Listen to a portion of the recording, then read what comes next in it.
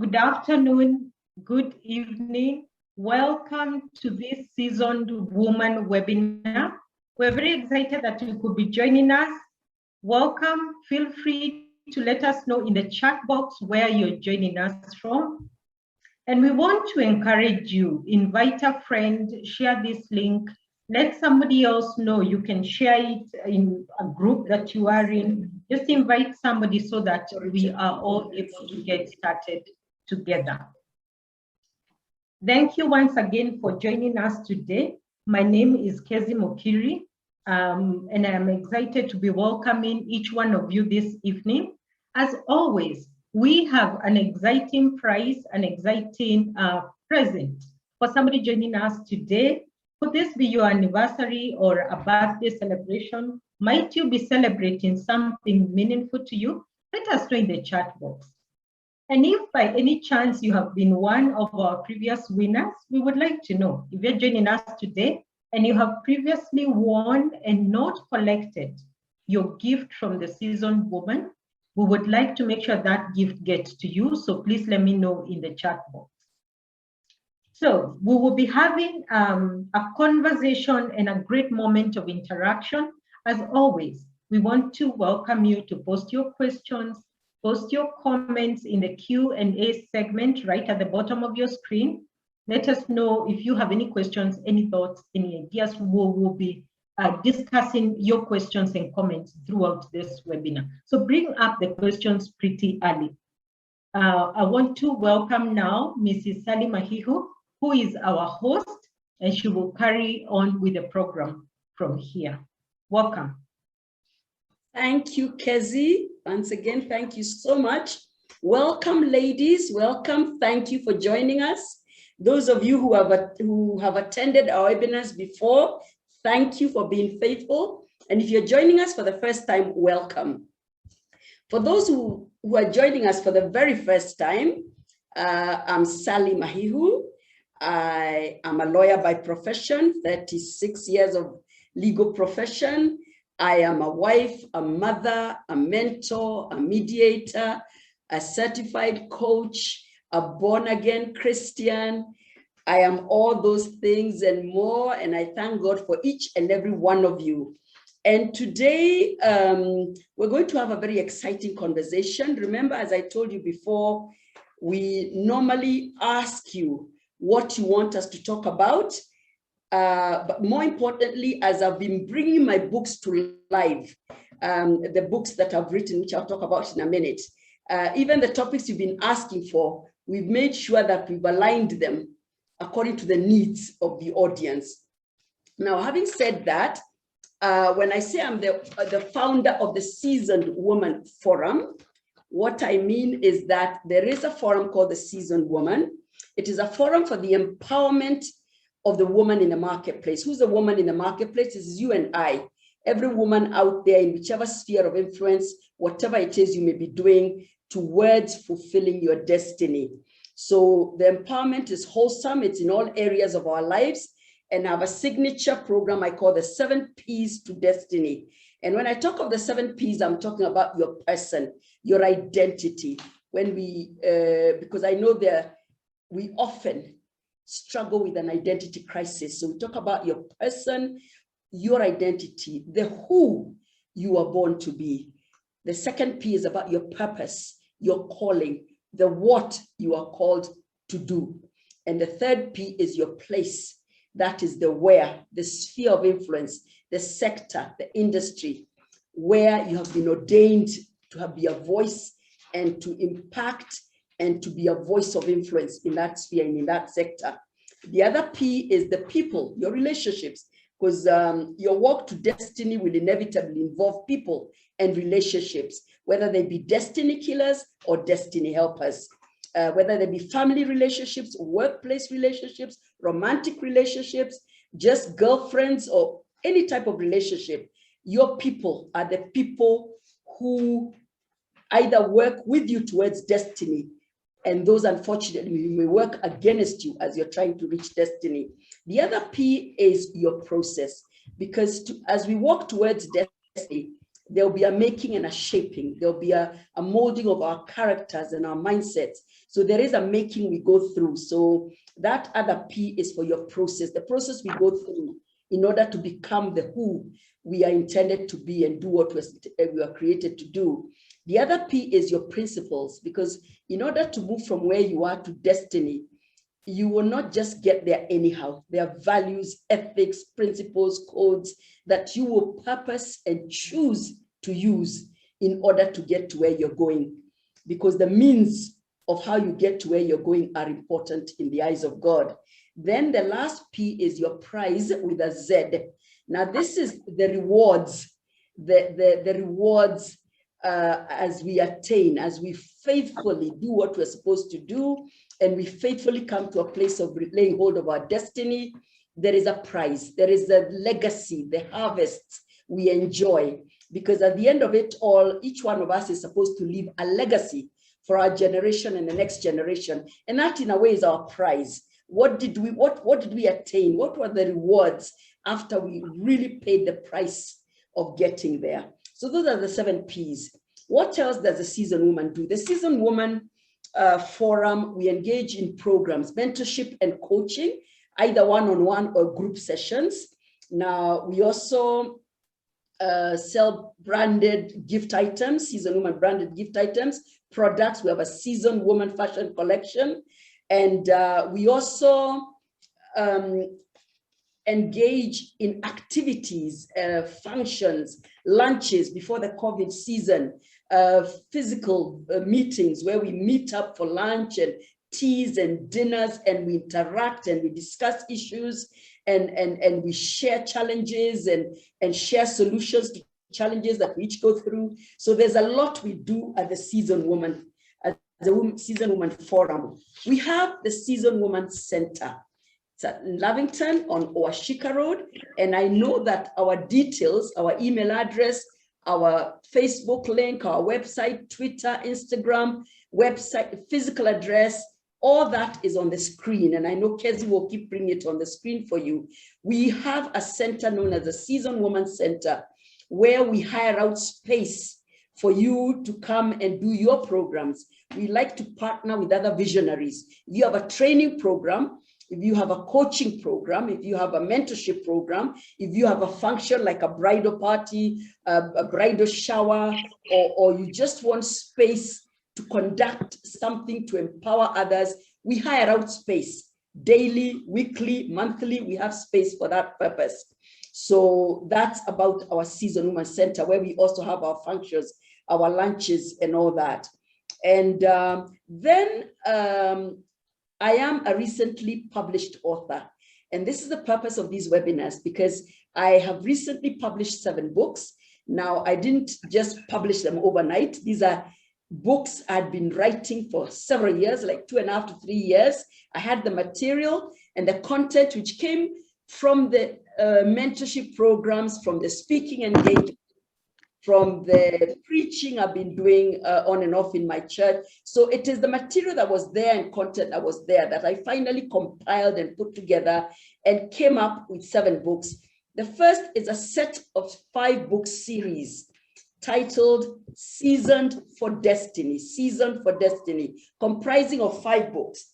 And those 5 books, the first book is about your naming and your calling. I don't know whether you can see it properly. Your naming and your calling. And this is about your identity, the voices that shape you, is about the diary of a destiny diva. This is about the confessions of a destiny woman. This is about you. It talks about you. Who are you? Who are you born to be? All the issues you'd want to know. What derails you from who you are? What makes you have identity crisis, etc. The second book in that series is about your calling and your purpose and your calling and positioning. This talks about what I said earlier. What is your calling? What have you been called to do? How do you discover your calling? How do you know the resources you have for your calling? What are the obstacles and the hindrances to fulfilling your calling and your purpose? Talks about that. It talks about how to locate your place of purpose, your place of assignment, your sphere of influence. Are you supposed to be in the media or in politics? Are you supposed to be in the church sphere? Where's your sphere? Where's your place of assignment, your ordained place of purpose? That's what this book talks about. And the next book Book number 3 talks about your relationships. In this book, I talk about your girlfriends, I talk about your romantic relationships, about the 7 types of suitors who you will encounter as you seek true love. We've been talking about that in the last couple of webinars. I also talk about your 7 spice girls, 7 key women in your life who help you walk to destiny. Friendship, women friendships that are so key. I talk about family friendships, sibling relationships and how they affect you and affect your destiny. Workplace relationships, all manner of relationships, your destiny killers, your destiny helpers, your set men of God, the authorities over your life, how instrumental they are in you accomplishing and fulfilling your purpose. Then in the 4th book in that series, book number 4, I talk about your shaping and your making. And the webinar we're talking about today is coming from this book, chapter 4 of this book, The Pain Patterns of a Destined Woman. And I'll talk about that in a minute. This is about your shaping and making, the storms of life, the pit stops in your life, all that, the trials and tribulations, what you go through in life, the abandonment, the rejection, the failures, how you arise from that to be strong, how you command your seasons of life and come out strong and a winner. So that's about your making and your shaping. And the 5th book in that series of Season for Destiny is your legacy, your harvest and your legacy. It talks about how to build your legacy, how to leave a good legacy when you exit this world, how to make sure we remember you in a good way, that you made an impact, you were influential, you did things that we can remember, you helped your generation and the next generation, and that's your harvest and your legacy. In this book, I also talk about the defining decades of your life. I talk about your trendy 20s, the thriving 30s, the formidable 40s, the feisty 50s, the 60s, your serene 70s. We talk about I talk about the decades of your life and how in each decade, how we are defined by each decade, what we allow to define us in each decade of our lives. So that's the 5th book in that series. Then beyond that series, I have 2 other books. And this is the 1st book I wrote, and it's Seasoned Servanthood.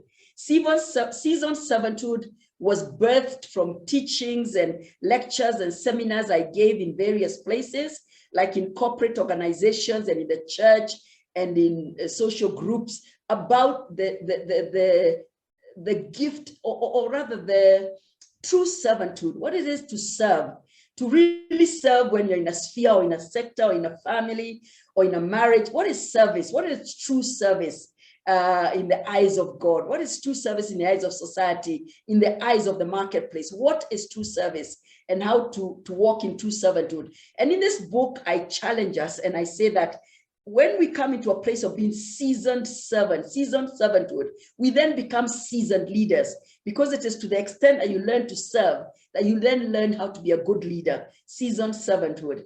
And then the 7th book is From Distress to Destiny. This is one of the most popular ones, where I talk about the 7 steps of how to move from a place of distress, whether it's health-wise or financially or marital or relational or career-wise or calling, in any area of your life. How do you move from being distressed and knowing that you're not quite where you should be into being where you should be? And I use characters in the Bible, women in the Bible, people in the Bible who moved from their place of distress and they followed certain principles until they came into their place of destiny. Those are my 7 books, and those are what we're bringing alive in these webinars. And these books are available for sale at the Seasoned Woman Center, which is in Lavington or Ashika Road. I'm sure it's on the screen. They're also available on Amazon.com on Kindle, and they're also as ebooks. You can actually just get them as ebooks. You don't have to get it as a hard copy. You can get it as an ebook. And I'm soon going to bring them, do them in audio, because I listen to a lot of audiobooks. I prefer sometimes to just listen to books instead of reading them. So I'm doing some audio recording so that these books will be available on audio. So enough about that. Let's go straight to today's agenda.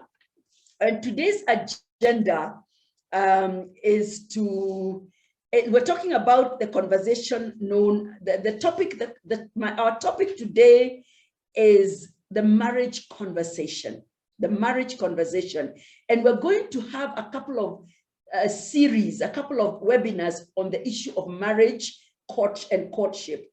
And this is perhaps one of those. We've done one or two of premarital, where we talked about how to discern and to identify the right kind of suitor and to reject the wrong kind of suitor. And the reason why I am passionate about relationships, even of this nature, before marriage and after marriage and within marriage, is because a wrong relationship can make or break you. In short, fulfilling your destiny will require you to lock into the right relationships, or to make your relationships come right, work things right so that they're not a distraction, you're not being derailed. We've seen how even in the marketplace, in the political sphere, or even in the corporate world, women who are powerful, skilled, very intelligent, they come tumbling down, from positions of influence because of a relationship. So relationships are important. So today the theme is the marriage conversation, and I've titled it The Pain Points, turning the pain points, your pain points, into power points. Because I believe that any pain we go through in our lives, whether it be abandonment, whether it be rejection, whatever it be, identity crisis, we can turn it around. We can work it out to become power in us. It becomes power, because pain ultimately can turn to power, and it is what will propel you to your destiny if your attitude towards that pain is the right attitude, and if you work and address it in the right way using the right principles. And I've chosen to address two pain points for today's conversation. The first one is about singlehood. Now, I'm not necessarily saying there's anything wrong with being single. In fact, I've posed the question, are you single by default, or are you single by choice? There are women who are single by choice. They just decide marriage is not for me. I'm happy the way I am, either because at the very beginning they had wanted to get married. It may not have worked. And after some time, after some years, they're like, hey, by the way, I'm okay the way I am. I'm good with my career and my calling. I'm serving God. I'm fulfilling my purpose. I'm entering destiny. I don't have to get married. And then that's when we say single by choice. There's maybe women who grew up saying, I'll never get married for whatever reason. And then there's single by default. And we'll address that today, where you would love to get married and it hasn't worked, it hasn't come. And you're saying to yourself, why? What's going on? What am I doing wrong? Or why aren't I locking into that thing that I want?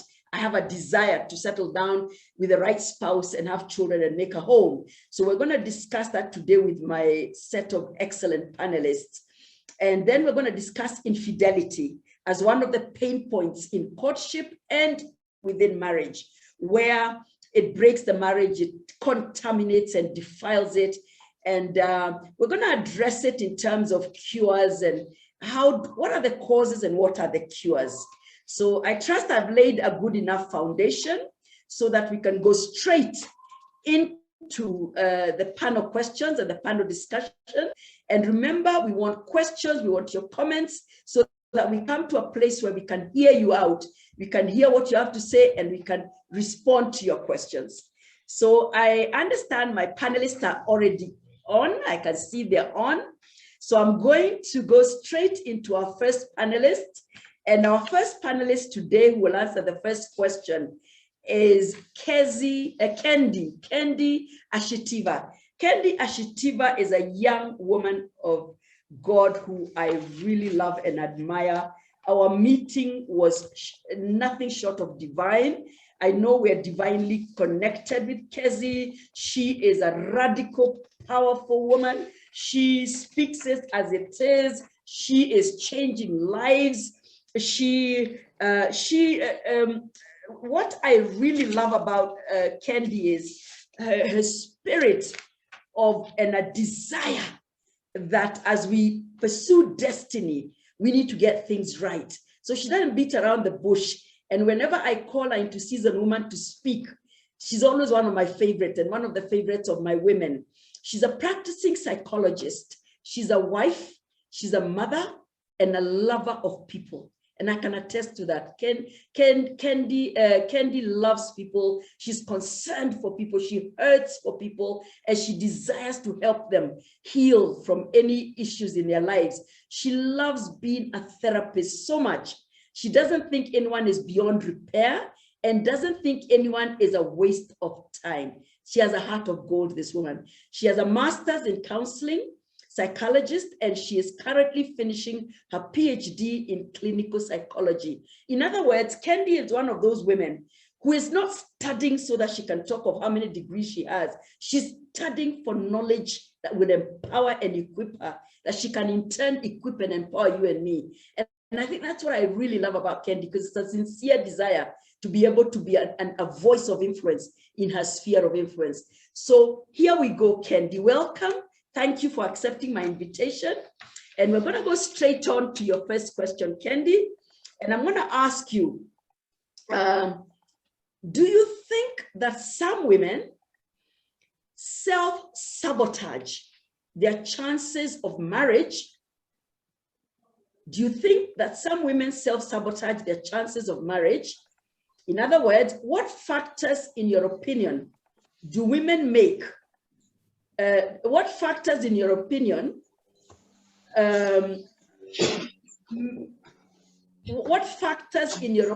make women, in other words, what are the factors, in your opinion, that can cause a woman to sabotage a potential proposal for marriage?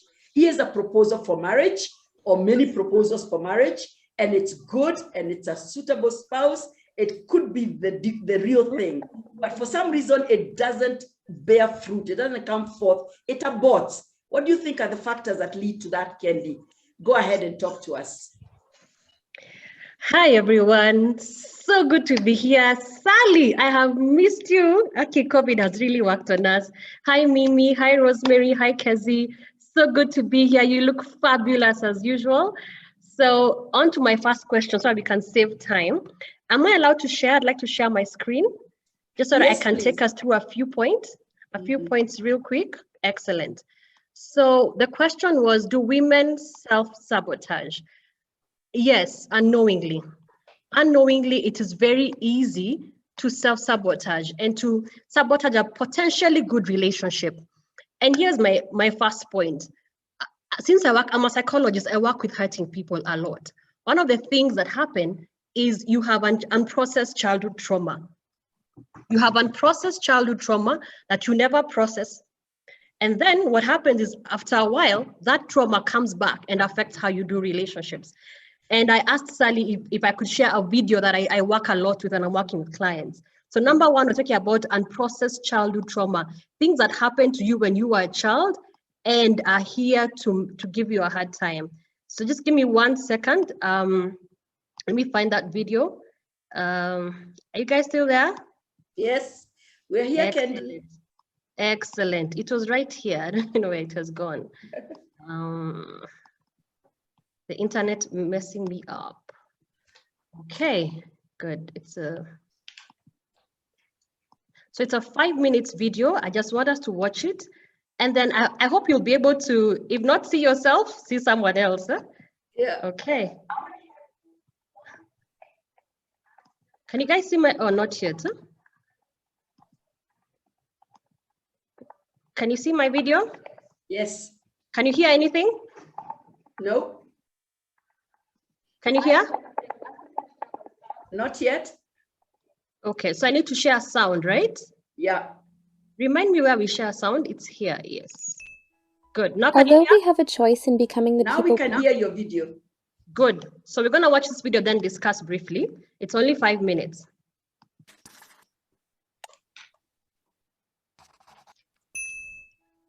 Although we have a choice in becoming the people we strive to be, it is without a doubt that our childhoods shape us to a certain extent. How we choose to react to different situations and the way we express ourselves are behavioral patterns that are formed starting at a young age when we first begin to learn how to make sense of our immediate environment. Marriage and family counselors Dr. Milan and Kay Yurkovic discovered that everyone has a certain love style based on their upbringing. A love style is comprised of our tendencies and inclinations of how we respond to our romantic partners. By understanding how we love, we can learn how our love styles affect our relationships. Here are Dr. Milan and Kay Yurkovic's 5 love styles. 1. The pleaser. The pleaser often grows up in a home with an overly protective or angry and critical parent. As children, pleasers do everything they can to be good and be on their best behavior, so as to not provoke a negative response from their parent. Pleaser children don't receive comfort. Instead, they spend their time and energy giving comfort to their reactive parent. Pleasers are uncomfortable with conflict and deal with disagreements by often giving in or making up for them quickly. They usually have a hard time saying no, and because they want to minimize conflict, they may not be truthful and lie to avoid difficult confrontations. As pleaser children grow into adults, they learn to read the moods of others around them to make sure they can keep everyone happy. However, when pleasers feel stressed or believe that they are continuously letting someone down, they can have a breakdown and flee from relationships. Pleasers often spread themselves thin trying to be everything to everyone when it's not realistic, and instead of forming healthy boundaries for themselves, they focus more on the needs and desires of others. In order for pleasers to cultivate stable relationships, they have to be honest about their own feelings, rather than trying to do what is expected of them. 2. The victim. The victim often grows up in a chaotic home. Victims learn to be compliant in order to survive by putting less attention on themselves so they can stay under the radar. To deal with their angry, violent parents, victim children learn at a very young age to hide and stay quiet. Because being fully present is painful for them, victim children often build an imaginary world in their heads to cope with the dangers they face on a daily basis. Victims have low self-esteem and usually struggle with anxiety and depression. They may end up marrying controllers who mirror the same behaviors as their parents. Victims learn to cope by being adaptable and going with the flow. They are so used to chaos and stressful situations that when they do experience calmness, it actually makes them feel uneasy because they anticipate the next blow-up. In order for victims to cultivate healthy, stable relationships, they have to learn self-love and stand up for themselves when a situation calls for it, instead of letting their partner walk all over them. 3. The controller. The controller usually grows up in a home where there wasn't a lot of protection, so they learn to toughen up and take care of themselves. They need to feel in control at all times to prevent the vulnerability they experienced in their childhood from being exposed in their adulthood. People with this love style believe that they're in control when they can avoid experiencing negative feelings of fear, humiliation, and helplessness. Controllers, however, don't associate anger as vulnerability, so they use it as a weapon to remain in power.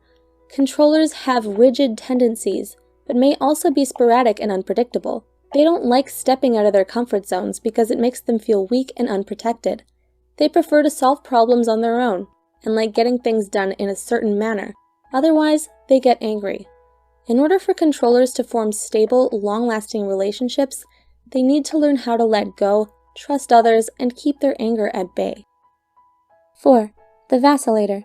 The vacillator often grows up with an unpredictable parent.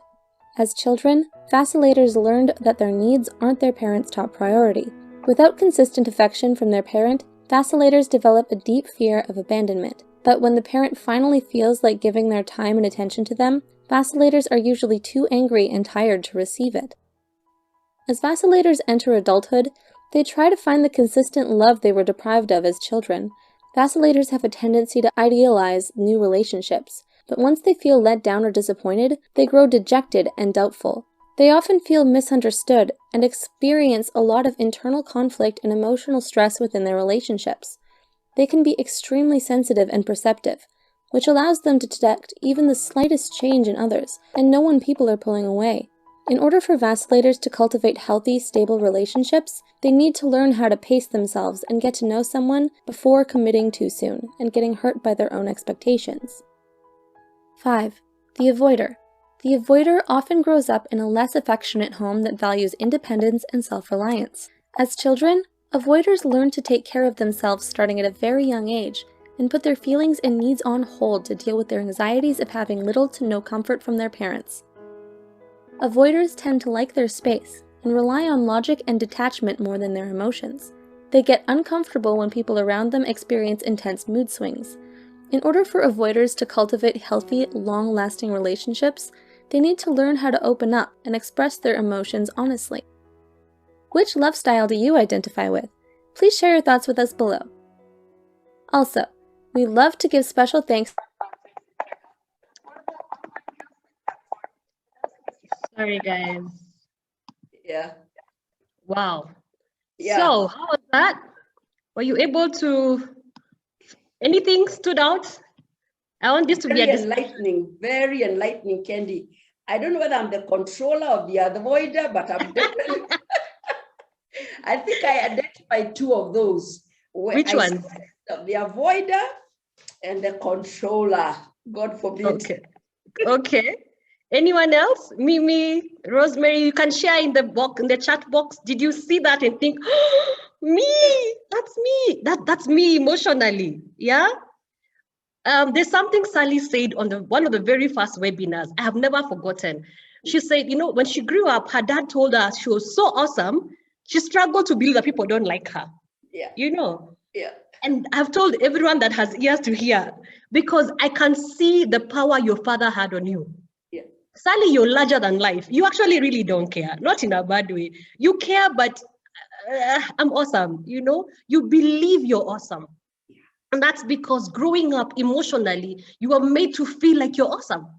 So if you're made to feel like you're not awesome, you're not important, you don't matter, you're invisible, when you grow up, that is hardwired into who you are. And you can go to uni, you can get all your degrees, you can be the head of this, the chief of this, but emotionally, when you come into romantic relationships, those deficits you grew up with are triggered. So you meet this guy, he's the general manager, he is the hottest thing, yani he's just dripping, yeah, milk and honey, but he's a vacillator. He's never there. You know, he'll buy you everything you want, but he's not there. Or maybe you are the vacillator because you grew up as a firstborn, many other children, parents were never around, you become what you call a parentified child. So you learn to take care of everyone else and never put your needs first. And then you complain and people don't see you. You know, but remember, people adapt to who you are, but you also adapted to people that raised you. So the number one thing that I work when I'm working with clients is tell me about your childhood. Tell me about your parents. Tell me what you grew up hearing. What you grew up hearing and what you grew up feeling are so powerful, they actually grow with you. And they grow with you unconsciously. And that's why until you watch the video, you could not see that I'm an avoider. You know, I'm a vacillator, I'm a controller. And those things can have excesses. And when those things have excesses, they come and they sabotage your relationship. So number one way that we sabotage relationships is unprocessed childhood experiences. Things that happened to you and affected how you see yourself, how you see others, and how you see the world. That is the number one thing. The second one, I want to go really fast because I know we have so much to talk about. Number two, Sally, is dating too early in life.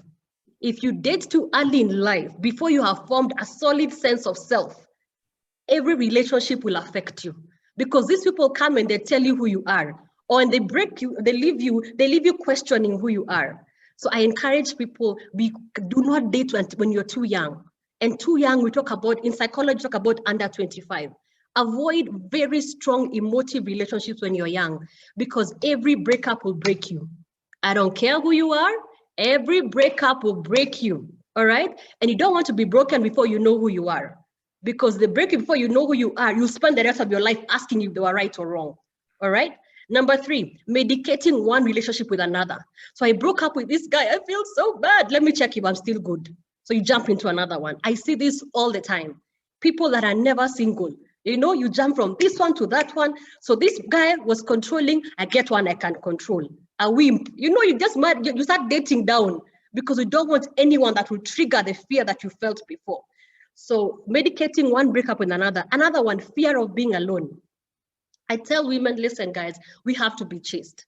I don't care how we want to color it. I don't care what generation we live in. It's okay to be alone so that you can be found. It's very hard to chase a moving target. Let me say it again. It's hard to chase a moving target. Be still, stay single. Don't be afraid of being alone. Sit with yourself, know what it feels like to be you, so that when someone comes, you already know who you are, all right? I tell women there's power in learning how to be alone. Because many of us are so afraid of being alone because we think being alone is an expression of my worth.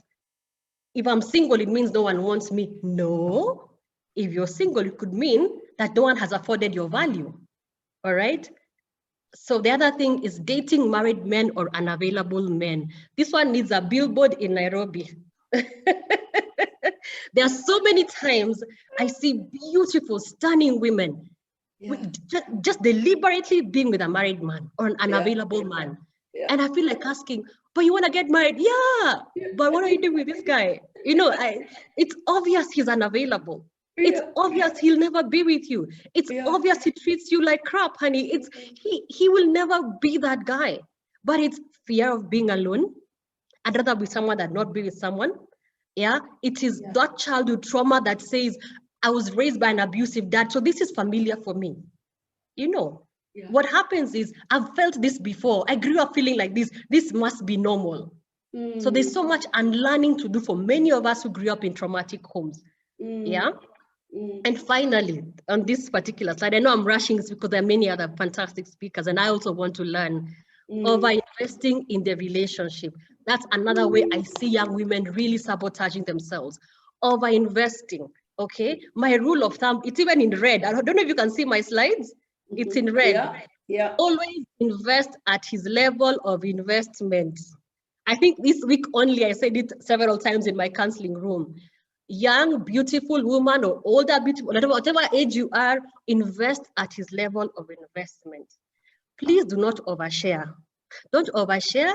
Don't overexpose your body, your life, your job, your family, your past. There's a song that goes like, you move, I move. Yes. Let him take you to his family so you can take him to yours. Yeah. Do not go ahead of the man. Do not, never, ever. I don't care how, even if you're burning, sit on those hands. You know, do not overshare. It will come back and bite you. All right. You move, I move. Just like that. And those are my answers for the first question. Wow. Wow. Kendi, my head is going round. I'm like, I'm learning things for the first time. Yeah. I have 34 years of marriage, and I'm like, I must have survived by the grace of God, because some of these things, I obviously didn't know them when I was at the premarital stage. But those are deep, Kendi. That's powerful. Now, is there a book? Have you done an article on this or a book, or are you planning to do this? This is the things I pick up as I work with people. Yeah. I actually I wrote all this in like 20 minutes because it's where I live. You know, as a practicing therapist, this is where I live. So I'm always picking these things up, and hopefully in time, I'll put them together and put them into a book. My God, and I hope my women are really listening. Now, Kendi, just to take you back, I know you're rushing through, but some are too crucial. Now, when you talk about learn your childhood, yeah, you've taken us through that video, and it's obvious that once I know how I grew up, my childhood issues and traumas, it helps me to know my lifestyle, isn't it? Now, what I'm asking is, so how would you advise me? Let's say I'm 27. You've already told us not to date before 25, yeah? Let's say I'm 25, 30, they're ready to start dating on a serious note. Would you advise such a girl to come and actually sit with somebody like you and get some tips like this? You know, you talk to me, let's say I'm that age of 27, 28, and I tell you I'm thinking of starting to date, and I've heard it said that I've heard from Auntie Sally's webinars when a lady called Kendi said that learn your childhood. I want to talk to you so we examine my childhood. Would that be a good idea? Would you advise these girls to do that? Absolutely. Absolutely. Invest in understanding your world and your emotional world. Invest in knowing you. There's nothing as powerful as taking time and knowing this has been my journey. I am accepting this is my past, because we'll never change our past, right? We can never unscramble eggs. If your father was like this, your mother at least, you went through this trauma, this abuse, that won't change. The question is, how has it left me a bit dysfunctional on this side? So what can I change? What can I improve? What can I work on? There are three things: things you can accept, things you can change, things you can improve. And I ask clients, who are you? And they tell me, I'm caring, I am loving. They're telling me, that's what you do. Who are you? And they say, I am afraid, I am insecure. And I'm like, good. Let's work with that. Let's work with That's that. it. Let's stay there. It's not nice, but that's the girl I'm talking to, because that's the girl that shows up in relationships. So if you can take a board and write emotionally, who am I? And you say, I am fearful, I am insecure, I am jealous, I am envious, I am vulnerable, I am exposed. That one, that is the girl I want to see, because that is the one that when we get to relationships, we cover her by overreacting. Yes, you deal with those issues up front. So even as you go in, you know, what are you struggling in? What causes you to constantly almost self-sabotage that relationship?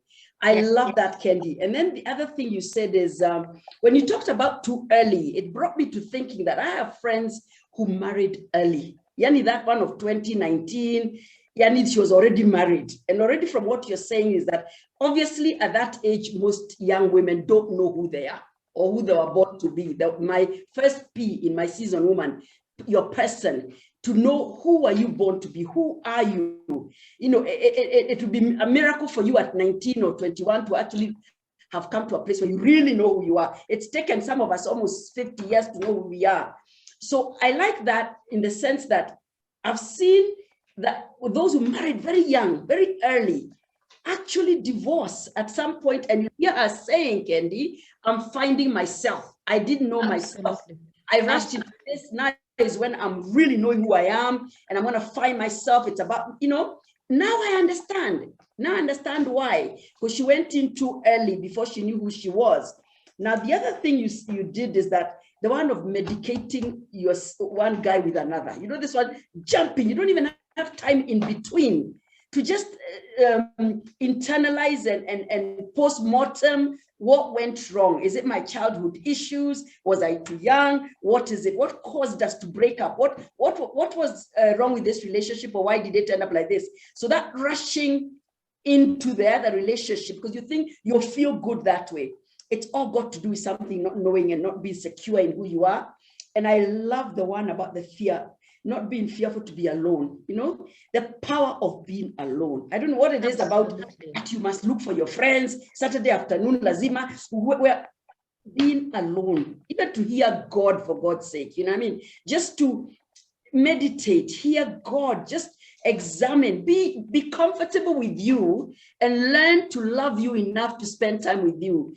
By the grace of God over the years, Kendi, I've learned, in fact, for me, it now goes to the other side where I almost become antisocial. Yani in the sense that I just passed by, I thought maybe to check whether you're at home. Don't ever do that to me at you. You just came to check whether I'm at home. Leave me alone. Unless we have a plan that you're coming to visit me on this time on Saturday, don't come to my home.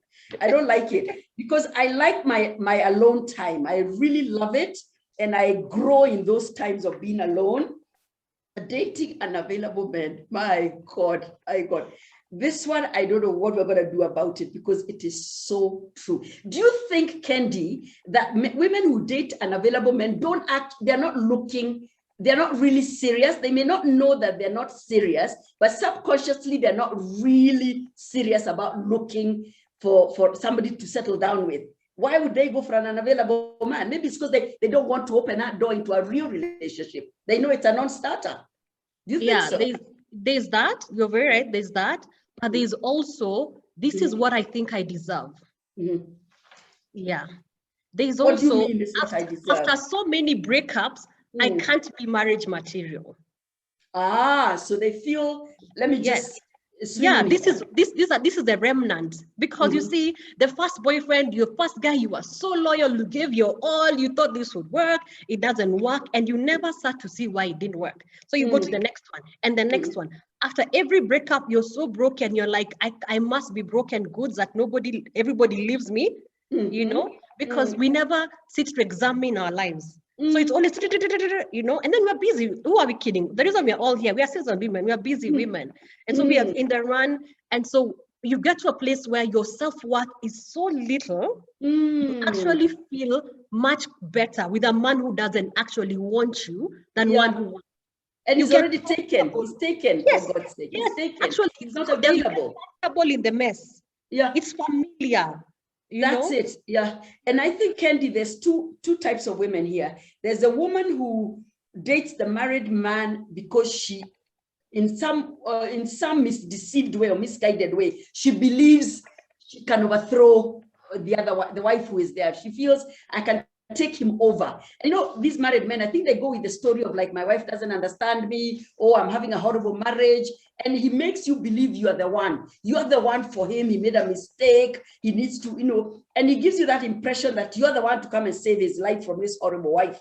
So there are those who go there misguided that they can come and take over. And of course, there are those who have taken over other people's marriages. And there's a small percentage where maybe he needed to move away from the first marriage. But there's that woman who thinks she can do that, and it always ends in disappointment because the man wasn't serious. He was lying to her. He was not about to leave his wife. Then there's the other woman I'm concerned about, Kendi, who actually dates him because she doesn't want anything to come out of it. You get me? She knows it will not come into marriage unless she wants to become a second wife, but she just goes for it because it will always be just a mistress. There'll be no commitments, big commitments. After all, you're married, so I can walk out anytime. There could also be that aspect of it. And I like we need to, each woman needs to sit down and ask herself what she's looking for. What is it she wants? Because sometimes subconsciously, a woman may not actually know what she wants. This last point is the one I want you to really unpack for us, Kendi. Over-investing in the relationship, my God. My God. I like what you're saying about not first of all, this idea that you're taking him to your parents before he's taken you to his parents, yeah? You're more sold out into the relationship than he is. See, we're able to gauge the thermometer and know where we are at together, you know, so you can go at the same pace, yeah? So yeah. What I think here, what a lot of women may worry about here, Kendi, is, but I don't know how to hold back my feelings. I love him, I love him, I love him. You know, I don't know how to pima, unless now I pima deceptively, you know, sort of like, I know I'm really in love with this guy, but he's not really that into me, so I'm going to pretend I'm not so that into him. I want you to explain it a bit more about how can I hold back, or what are the ways in which we can keep at the same pace and I can reach a point where I know we're not on the same path. And are you saying that if he's not as invested as I am, then I should reach a point where I pull back or I walk away, or what is it? Yeah, I mean, you said it so well, Sally. One of the reasons, now this is from my practice, I only share what I have experienced. I don't mean to share what I don't do. This is what I've experienced. We overshare because sometimes we're afraid of losing this guy. So you want to do so much so he doesn't go. But remember, men are chasers. Let me say this, lady. Boys are not girls in trousers. Can I say that again? Men are not women in trousers. Men are men. They are different. Their brain is different. Their chemical is different. They are thrilled by the chase. Give him something to chase. What does that mean? It can mean, I was doing this week. It can mean I like you, but I'm not crazy about it. Not in a bad way, but it is. Not in a bad way, yeah. I'm here, but you still have to work. You know? Yeah, it is. Yes. Oh, it is good morning. How are you? Very well. How are you? Not, oh, I'm good. You know, I dreamt about you. You know, no, listen. Thank you. That's what I wanted you to balance. Yeah. Answer the question. Stop answering what you've not been asked. Please, you know. Yeah. No. Please. Yeah. You know, I dreamt about you. You know, I've been praying to God for husband. You know, whoa. That is called taking yourself.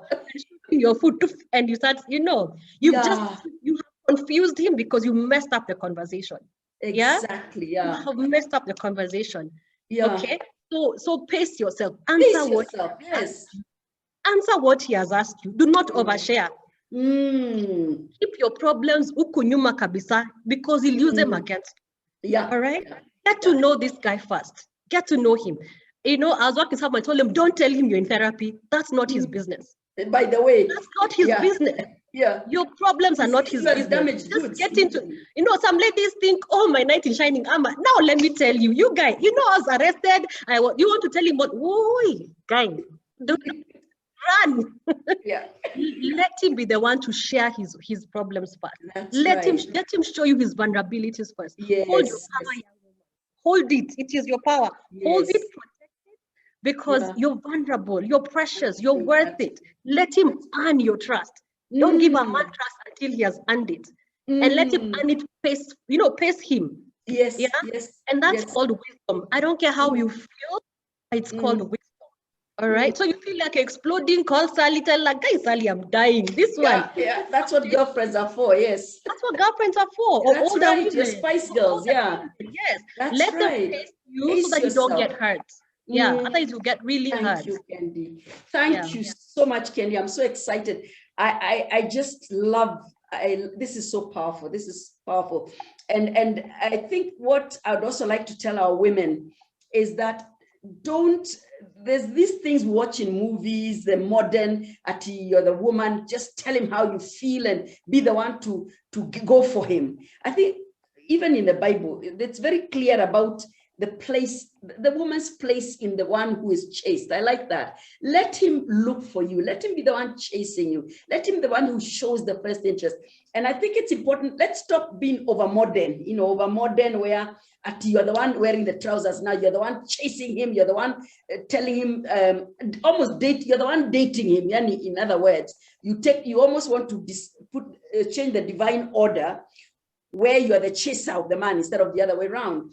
And I think sometimes we need to remember that there is the ways of the world and there's the ways of God, the way God would have the woman be in terms of, in the context of relationship. Amen. Thank you so much, Kendi. Let's move on to our next panelist. And I'm going to be asking Mimi, my friend Mimi, my diva friend Mimi from Niger. Mimi, we love Nigers in Kenya. The intimidators, we actually find you people can bully Kenya. Kenyans are so mellow and quiet. There's someone who was telling me a story about when you go to airports like Heathrow Airport, and you find an empowered, seasoned Nigerian woman. She comes to the counter with her passport, and then the officer starts to almost intimidate her, like, "Oh, is this you in the passport?" Then the lady says, "If it's not me, is it you or is it your mother? Why are you asking me? See, it's my passport." But a Kenyan will come and be told, like let's say I go there and it's obviously me on the passport and it's me, and maybe the picture was taken 7 years ago, and I'm asked and I start saying, I start doubting, I start getting so intimidated and almost asking, okay, let me check. There's that intimidation Kenyan women have, but Nigerian women are empowered, they are strong, they are aggressive, nobody can put them down. So Mimi, we celebrate you. Thank you. Mimi used to live in Kenya. She came to Kenya and lived here a short while. That's where we connected and we got to know each other, and she moved on. She's a Nigerian based in Germany. She is in an interracial marriage, married to a German man. She's a beauty, fashion, and image consultant with 12 years experience. She's a wife and a mother of 3 kids. Her inspiration comes from African natural beauty and fashion, also from Europe. Presently, she runs a private beauty consultation for high-profile women in the society. Her mission is to help women build confidence and support young women in developing their potential. Mimi, I love Mimi because when we met and we spent a lot of time together in Kenya, she really provoked me into, which I already believed into the sense of being confident and desiring to look good. I think it's important to want to look good and enhance yourself and look good. And we used to talk about it a lot because she had a dress shop and beauty products, and we used to talk about it. And I once invited her to Seasoned Women, and she had such valuable information for my married women and for my single women that I thought I would invite her again to share some valuable nuggets. So Mimi, I'm going to ask you your first question. Thank and you. Number one is, do you think that interracial marriages are easier or harder than same-race marriages, and why? Welcome, Mimi. Hello, my fellow panelists. It's nice to meet you, Rosemary. Kenda, it's been long I saw you, and I miss you so much. Sally, I can't thank you enough. You are a sweetheart, and you're also a darling. And I can't wait to come to Nairobi,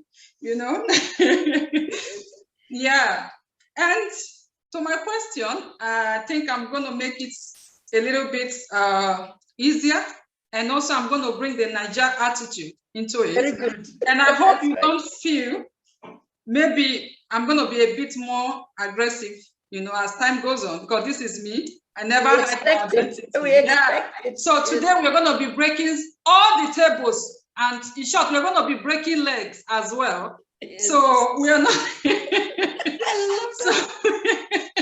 So first of all, if you ask me, first and foremost, I would say marriage is all over the world is the same thing, you know, and whether you marry from another races or you marry to your own races, marriage is marriage. Men will always be men. And yes. Why I say this is, as a woman, when you go into marriage, you should know what you are bringing into that marriage, and you should know what you are expecting from that marriage.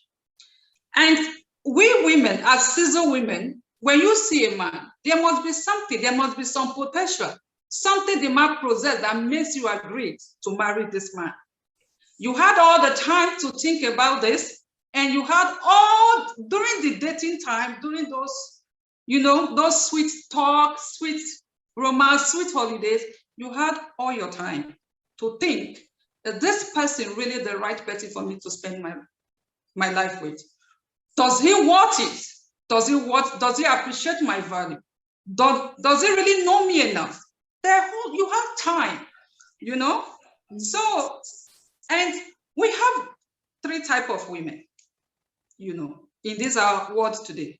There are this kind of women who just want to be married because of the financial gain. They don't care. Whatever that comes with it, they don't care.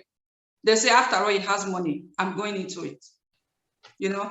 And there are this second set of people. They just want to be married because their mates, their friends are married. They just want to belong. Yes. They don't bother, and they don't even care to check what will I gain? Is this man okay enough? Is he mature enough? Does he fit to be a man? Or is still a child? You know? And there are this third group, which I belong to, you know, and which seasoned women belongs to. Amen. The group that assess what does he have? Like, in terms of some psychology, his home bringing, who brought him up? Those things, like, does he treat women well? Does he respect other women? The way he talks to other women when you were dating him, it will show if he will make a good husband or not. Okay, let's not be carried away by the expensive holiday, good gifts. You know, you had your time to search this man, this person you are talking to. And this group don't even want what the man has. Like, they don't want the financial gain because they are already in it. They work, they are busy, they sign their own check. That's the group I belong. So you will look at the little things he does. Does he care when you are angry? Does he notice when you are not okay? You know, when you quarrel, does he know his faults? Does he apologize? You know, those little things matters. Or is it the kind of man that embarrasses you when you go out, like when he sees other women, his eye is all over them? You know, little things you pick. So if you ask me, I would say marriage is what you bring in. And at the end of the day, I think I will agree with Kedra when he said, don't invest too much. You know, you have to study what he has to offer, and then you can bring your own in. And the beauty of having this interracial marriages, you know, you understand and you kind of learn from other people's race, their culture, their way of life. And that's this is the advantage. And it has a little bit disadvantage as well, which is you have to live by what, like, for example, I will use myself as an example. If I have to eat Nigerian food in my house, I have to make 2 pots of soup. You know, like I have to prepare for my husband and I have to prepare for myself. Yes. Because sometimes it doesn't eat spicy, and we as a Nigeria, we are in love with spicy. You know, we want to have our food spicy. Yes. And at the end of the day, when you understand the marriage, when you understand this situation, you will know that has to be kind of agreement to build. You are there to build it. You are not there to control it. You are not there to change the other party. Accept that this person is different from you, and be willing to learn and accept who the person is. So when I'm not going to be forcing, I'm not going to be forcing him to be a Nigerian, or trying to force me to be a German, because I don't want to be a German. And he doesn't want to be in Nigeria. We are in love. There are some special quality I saw in him that makes me marry him. And let's focus on that. And that is all. So when you go into marriage, you know what you want. You know what you are expecting from it. So at the end of the day, I will say, okay, fine. Build it with trust. Yeah. That thing that motivates you into getting into that marriage. Yeah. Work on it. Build it. And make it fruitful. Amen. Yeah. Very good. Thank you, Mimi. Thank you so much. And I asked you that question because apart from the fact that you are in an interracial marriage, I have a lot of ladies who ask me that. They ask, Aunt Sally, I have this option to marry someone who is not of my race, is it going to become a burden because of the difference in culture, the diversity? Does it mean it will be easier if I marry my own? And you've answered it exactly the way I normally answer them. That men are men, women are women. Marriage, the fundamentals of marriage, the challenges of marriage, all over the world. In fact, you find that even when you have cartoons or these jokes online, you find wives in Russia, the same issues they go through with husbands in Russia, in any part of the world, Iceland, wherever, is the same in South Africa, in any part of the country. It's the fundamentals are there. I like what you say about the finances. By the way, Mimi, we did a webinar, I think you might have logged in some weeks ago, about the wolves in sheep's clothing, and we did another one on the type of suitors, yes. And we talked about that issue for marrying for finances. In fact, it's one of the other ones we did is where the woman is marrying a man because of what he can provide. Thank you for pointing out that, because that becomes an empty marriage. You can have all the mansions, all the cars, you can drive cars that match your shoes, you can have the gold, the Pradas, the designers. But unless there is substance in that relationship, unless you go for the man and what, as you say, the values in him, the ethics in him, the character in him, then you're wasting time, because those are material things otherwise. The finances will always be there, but they will not fulfill you. They will not fulfill you. And you find a lot of women, those who do that, they end up in this empty shell of a marriage where there's no connection, there's no relationship, there's no interaction, there's no common goals, common values, where you interact, growing old with somebody. And those kind of marriages can't last very long. And I like what you say about the real marriage, where there's that seasoned woman who writes her own checks. So you didn't go into that marriage because of the money. Yeah. You are also empowered. You bring in, you chip in, he brings in, you both bring in resources. There is mutual respect for your diversity. I like that, because I think what makes interracial marriages sometimes not work is where one is not respecting the race of the culture of the other. Let's say your husband was being despiteful about your Nigerian spicy food, like, I don't want that smell in my kitchen, or I don't want that kind of nonsense in this house. I don't want palm oil and yam fufu and jollof rice. If it was disrespecting your ways, I know you. Mimi, I know you. One used to make for me. I love Nigerian food. And you will find that that's not right. If he loves you and there's a real connection, you respect that diversity. You have nothing against their German sausages and their German. You may not like them, you may not like your food, but there's a respect for diversity. That's very important. And I love about what you said, mutual agreement to build the marriage. I'm currently dealing with an issue where there isn't a mutual agreement to build the marriage. It's one-sided. One party is interested in building the marriage. The other party is not interested in building the marriage, more interested in pulling it down. So when you don't have that mutual agreement to build the marriage, where there's trust, and you said it builds trust, and then there's fruitfulness. I love that, because it has to be mutual. You have to be on the same page. How does he treat you? I always stress this. How does the man treat you? And last time one of the ladies said, I don't know whether it was Pastor Rosemary is coming on, is watch how he treats his mom, his sisters, the women in his life, his secretary, other women around you. How does he treat them? Because that's a clue as to how he will treat you. How does he treat people generally? What respect does he have for people? What are those special qualities in him that attracted you? And what value is he bringing in, and what value are you bringing in? Are you going to get into this relationship where he finds he's the valuable one? You know, there's some marriages where the man always acts like he's doing you a favor. That is so sad. Yeah, like you're not valuable. He's the one who's doing you a favor in this marriage, and that's a no-no. I think there has to be where he sees your value, you see his value. It's a mutual recognition that you're both bringing in something into this marriage. When women, Mimi, you're so right about when women marry because their friends are married. A lot of girls will tell me, but auntie, all my friends are getting married. I'm the only one left. You know, I need to marry. Then I tell her, but this guy is not even the one for you. We both can see he's not the one for you. But she's panicking because she feels she's running out of time. She just wants to be in the category of married women. Exactly, and I think society has made this mistake of showing women like if you're married, you're much better than the single woman. We begin to discriminate.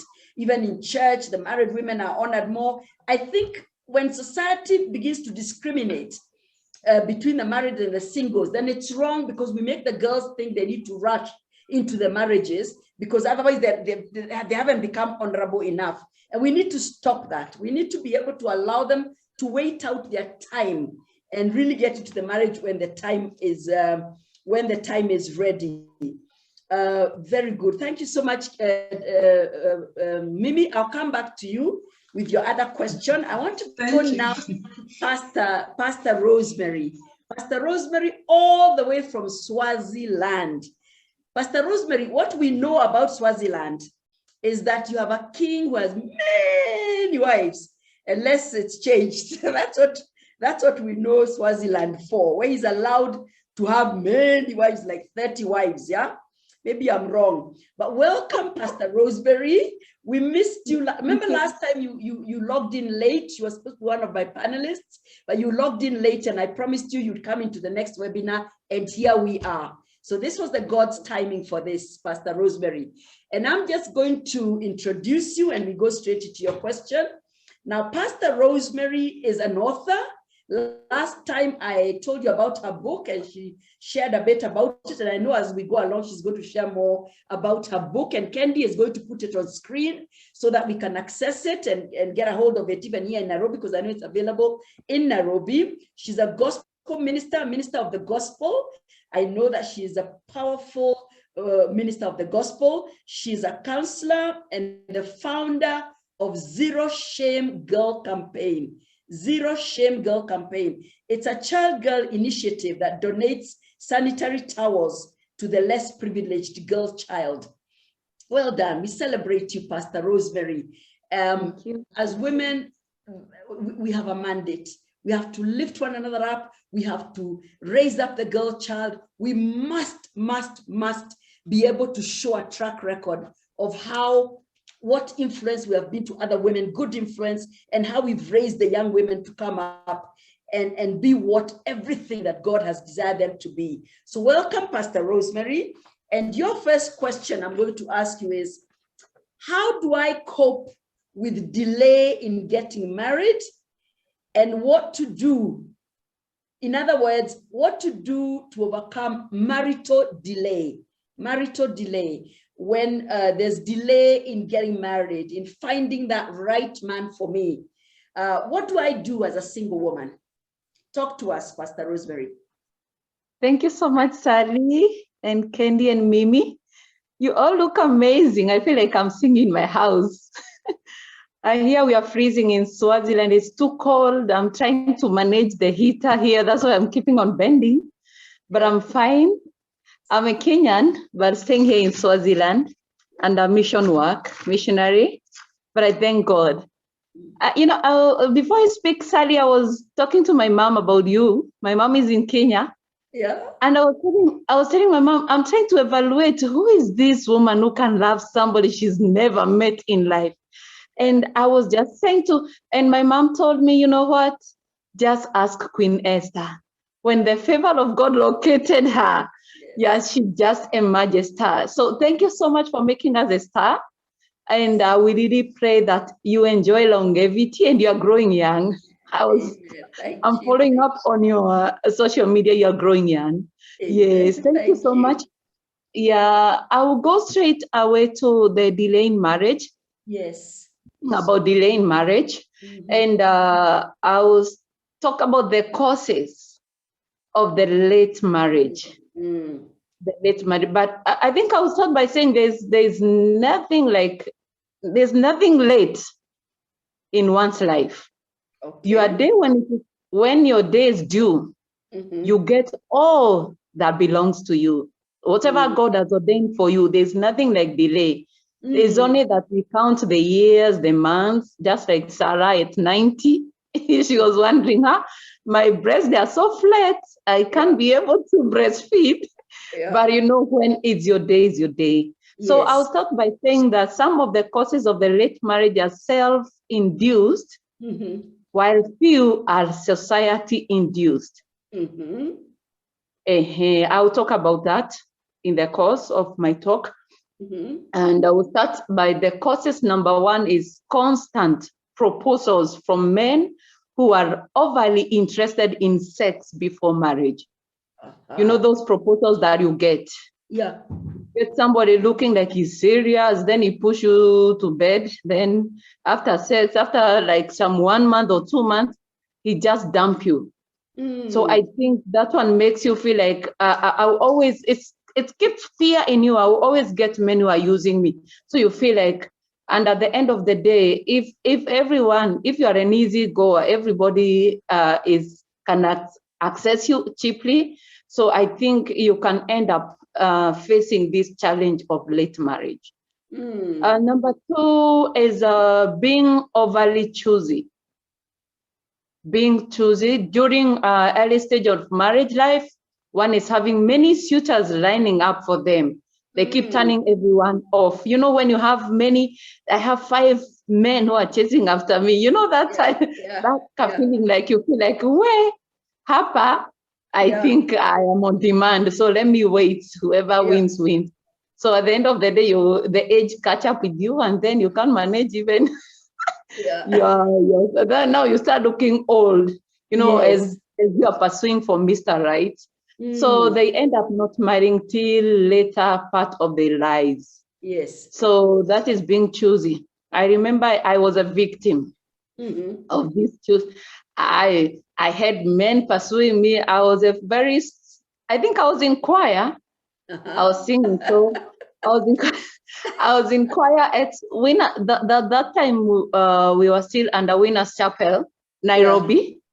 I was in choir. So I think I didn't have challenges in men pursuing me. I think I had those from the working class. That time I was working at Barclays Bank, Moi Avenue. So I think I had money.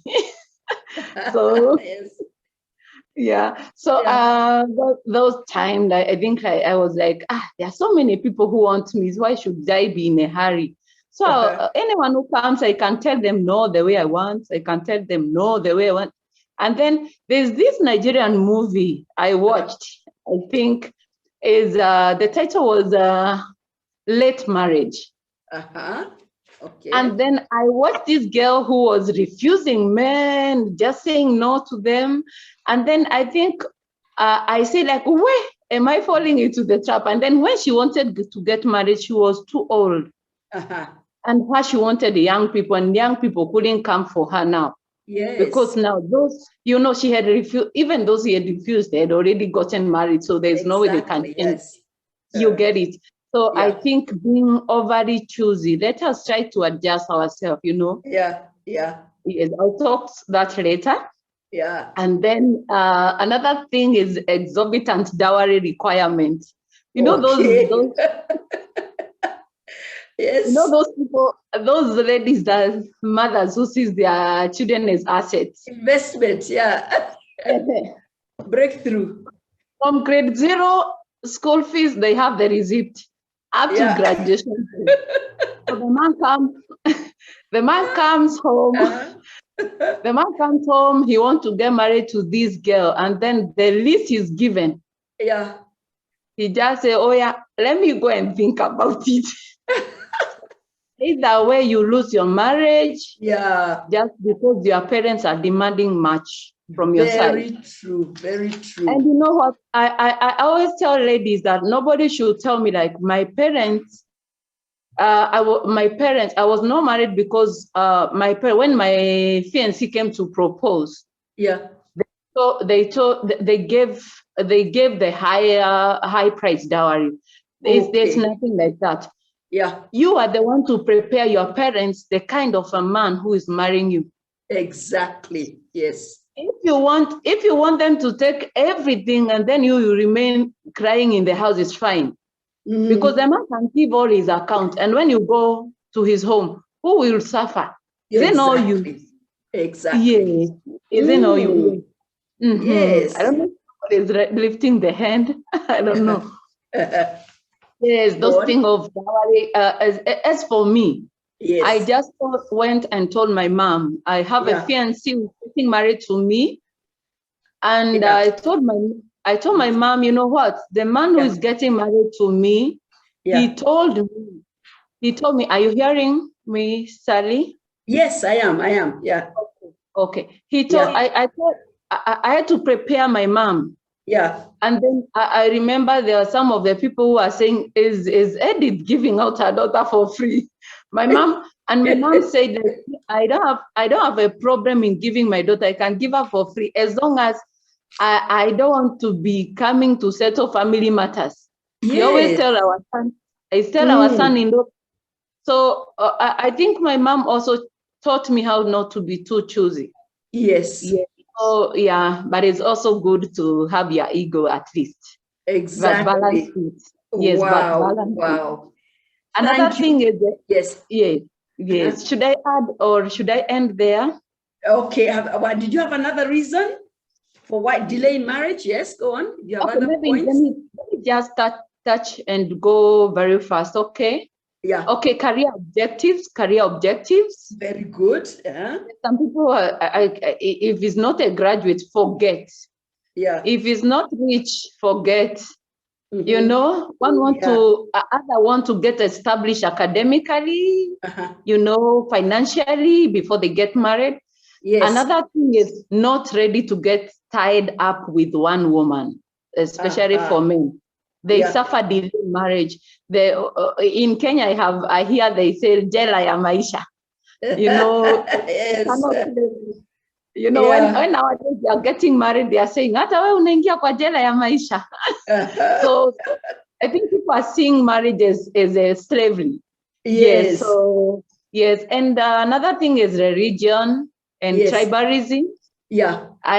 My husband and I, we cannot speak one language. We are from Kenya, but we only speak Swahili and English. That's all.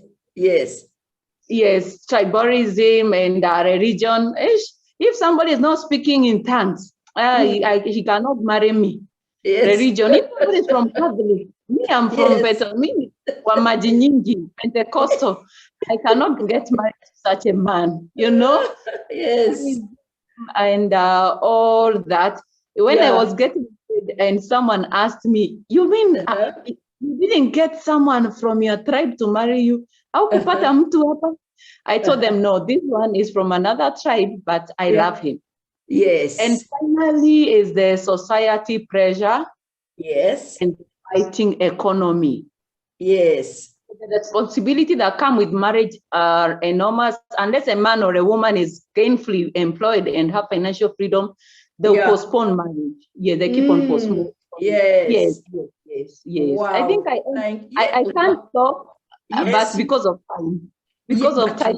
You've given us such powerful points, Pastor Rosemary, because Yes. when you say that when women offer themselves for sex before marriage, that can be a trap, in the sense that it can make you keep aborting the proposals. And there's a saying that if he can get the milk without buying the cow, why does he have to buy the cow? In other words, if he's getting sex from the woman without having to marry her, why does he need to marry her? And this is something we're constantly telling our girls here. Don't give up too much. Don't give in sex-wise, because then at the end of the day, he's like, there's no incentive, there's no reason, there's no reason why. And also men are very clear that when it comes to marriage material, they're looking for the nice girl who hasn't given herself out too wildly, but they'll date the others. So we always tell our girls to be careful. Just be careful. I like that.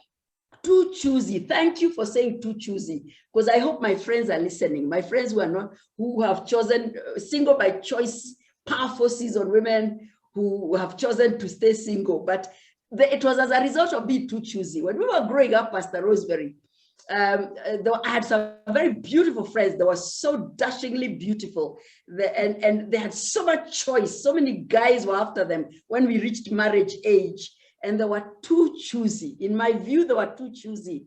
They had too much option, too much choice, and they rejected who to me today I feel were very good potentials, but they rejected them. And let us who were like the ugly ducklings, we were not really the pretty girls.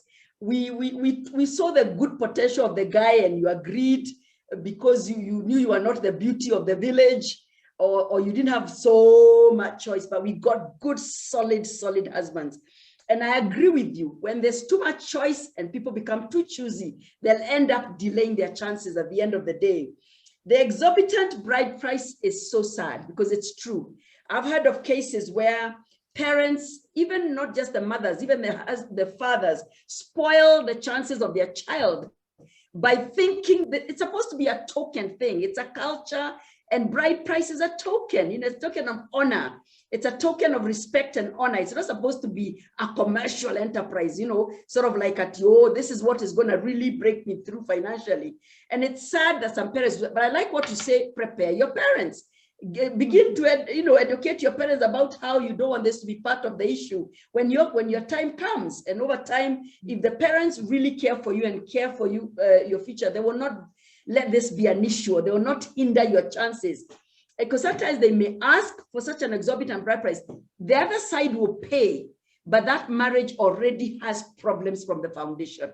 Something goes wrong immediately. So thank you for that. The tribal and racial aspect, and the religion where people are choosy. I think, as Mimi says, marriage is marriage. And I think when it comes to the tribe or race, we are beyond that now. We are past where we say, oh, this one is not from my tribe. I think even most parents, we are the ones now giving our children out in marriage. And I think we are beyond where we choose that. Career objectives, of course, there are women who get so held up in their careers that they take so many years before they know it. Its time is run out, quite honestly. But I think with finances, I think we shouldn't wait to be wealthy. Yes, Pastor Rosemary? Yes, there's this thing I forgot, and it is important about the desire for flamboyant wedding. I always tell people marriage is after wedding. Yeah. People will come and eat, will feast. Yeah. But what will happen on your pot when you are married? Yeah. So marriage is after wedding. Do your size, your wedding, all this putting high cost. You want to please your friend and your family. So you must do a defeating wedding. Yeah. And then you live a defeated marriage life. Exactly. Yes. Thank you, Pastor Rosemary. Thank you so much. So we are continuing with our webinar conversation, the marriage conversation, and we're talking about turning your pain points projecting them into PowerPoints, and learning how to overcome your pain in marriage and courtship, and becoming a powerful woman who can be victorious in those relationships. And the conversation is from this book of mine, book 4, where I talk about pain points, not necessarily just in marriage, but in life.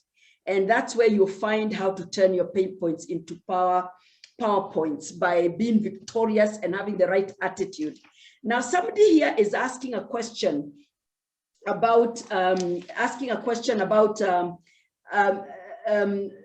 that some girls, I think she was referring to what Candy said. She's making a comment really. That someone said that your first date, when the girl goes on her first date, she's already talking about her wedding gown, what kind of dress she will have. Those are the kind of things that scare the man away, the young men away. The minute you start talking at you, oh, we'll have how many children? This is your first, second date. Girls, stop it. Because the minute you start talking of how many children we're having, what will be my wedding dress, you spoil it. The other one is where a woman is saying here that there are women, older women who like to date younger men. Now, this will come in a later webinar later on. We're going to deal with we're going to talk in another webinar of where the relationship is a younger man, much younger man. There's some youngness with younger men and older women where you can't even notice it. But there's other situations where the age difference is so much. I think with men and women, for some reason, when you find a woman of 18 marrying, I mean, not 18, a woman of 30 marrying a 50-year-old man, sometimes it doesn't look so bad. But when it's the other way around, then for some reason, it doesn't balance. But that's in another webinar which will come, so we won't answer that question now. So we're going to go back to Candy. Candy, we're coming back to you right now. And I want to move on to another issue, Candy, now. We're going to talk about infidelity in courtship and in marriage. Infidelity in courtship and in marriage. And I'm going to ask you, what, in your opinion, Candy, as a psychologist, are the psychological problems in a person, either a man or a woman, that would cause them to cheat? What causes men and women to cheat, to be unfaithful to their either girlfriends and boyfriends before marriage or to their spouse during marriage? What causes cheating in marriage, Candy? Welcome, Candy. Thank you. Allow me to share my slides again. It's easier for me to follow that way. Yes. So different people, I have learned from experience, cheat for different reasons. So I will not tell you why everyone cheats, but just generally, all right? Yes. So the reason number one is silently not believing in the concept of monogamy. You know, there are people who generally don't, they may not say it, but a part of them doesn't believe you can be with one person for the rest of your life. That is just the truth. So I say, you know what, you may say you're married to one man, but a part of you doesn't believe in it. A part of you is actually open to the idea of somebody else. All right. Number two that I see a lot is wrong company corrupts good morals. I like how scripture puts it. It says, do not be deceived, meaning we can be deceived. Yes. That bad company does not corrupt good morals, but it does. I guarantee you, I've seen this in my counseling room so many times. The lady would say, you know, his friends used to cheat, but I never imagined he'd be one of them. So this is what I've learned. If you have 4 friends who are cheating, rest assured, you'll be the 5th one. It's only a matter of time. Even me here as Candy, I have come to believe I'm not made of stone. Can we stop pretending, please? Because what happens is I will get desensitized to the idea of cheating. Exactly. Day one, I may cringe. I may say, oh my God, how can they do it? That's so evil. Day 2, I'm like, Day 3, I start making excuses for it. Day 4, I start flirting. Day 5, please, I'm climbing all somewhere in Naivasha with another man who's not my husband. Yes. So, keeping company that does cheat, that actually people that cheat and those are your friends and or your partner's friends, it's only a matter of time. Yes. I guarantee, because you're in that territory. You know, you're in that near you. Number 3, it's believing that it is the work of your partner to make you happy. This one, someone told me when I was single. This one, my God, it would have made my first few years of my marriage easier. You know, I thought, oh, I'm married to this man. My problems are over. He'll make me happy. My God. This is what I think. Marriage was never designed to make us happy. I'm sorry. I think marriage was not designed to make us happy. This concept of happily ever after is a Hollywood concept that we have consumed for years until we unconsciously believe, I'm not happy, it's this woman. I'm not happy, it's this man. I cannot tell you how many couples I've worked with, and the lady says, we're actually in a good place. We are not fighting, we have no issues, but he has someone else. So she doesn't understand. Some tell me, and they even look my best. I have lost my baby weight. I look good. I am paying. There's nothing wrong. I don't understand why this woman is in our life. And when I work with a cheating partner, it's just, I was bored. I wasn't happy. My career is not growing. So you think it is her work to make your career grow, or another person. So you leave your marriage because you're not happy. Why? It is because we think, I'm not happy, let me get someone else. It must be this one that's not making me happy. So your happiness, ladies and gentlemen, is your responsibility. Marriage make us happy. Actually, I think marriage was designed to make us grow. Marriage was designed to make us grow. It is Sally and her husband together can do more than they can do alone. That's right. They are together because they can do more and more powerfully together than alone. Another one is, I see so common with people who have affairs, is not fully understanding the emotional, physical, spiritual, financial, and generational and social impact of an affair. When I work with people, when I ask people who are cheating, and we go through the impact of that affair, many of them tell me, I had no idea it will cost me this much. You know, because it just looks like an affair. Yes, when we sit down and absolutely underestimating it. And our culture has normalized it, yet it is a horrific affair. You know, so what I've seen as I work with clients is they underestimate this thing. They think it's a bee sting and not a monster. It's a monster. It'll come for you. It'll come for you. I guarantee you. It'll affect your wife more than you thought it would, or your husband. It'll affect your physical body by contracting things. It'll affect your walk with God, wherever your God is, because I don't know any faith that allows extramarital affairs. It'll affect your finances because you have to, you have something on the side that you have to sustain. Exactly. It'll affect your generation because many times when you work with cheating couples, they've seen it in their homes. You know, they say, I saw it, I saw it, I saw it, I saw it. So the more, I keep saying, I worry for the children we are raising.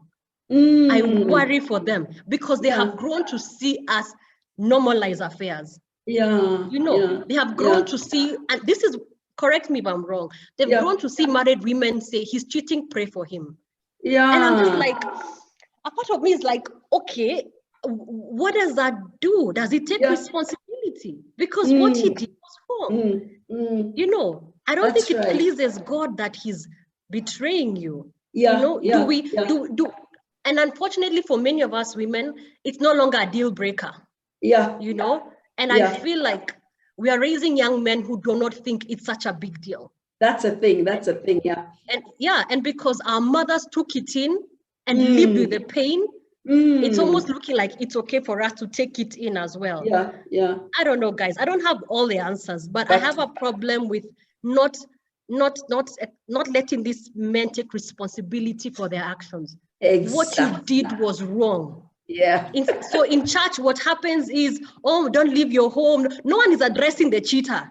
Everyone is addressing the woman.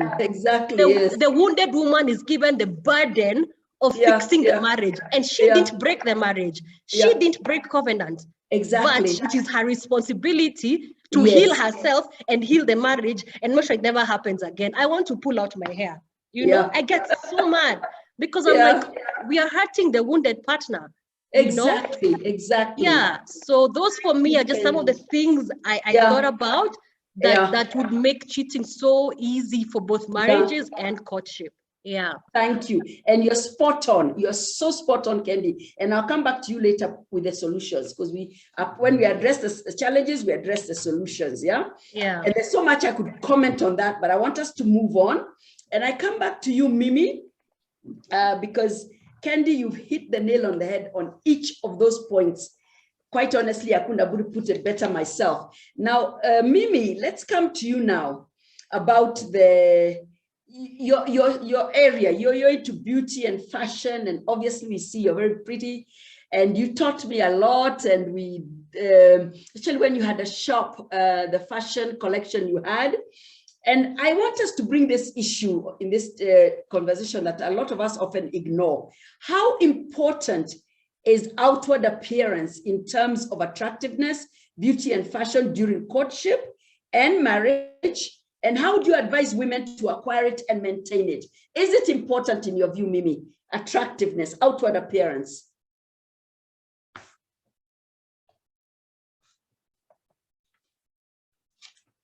We can't hear you, Mimi. Unmute yourself.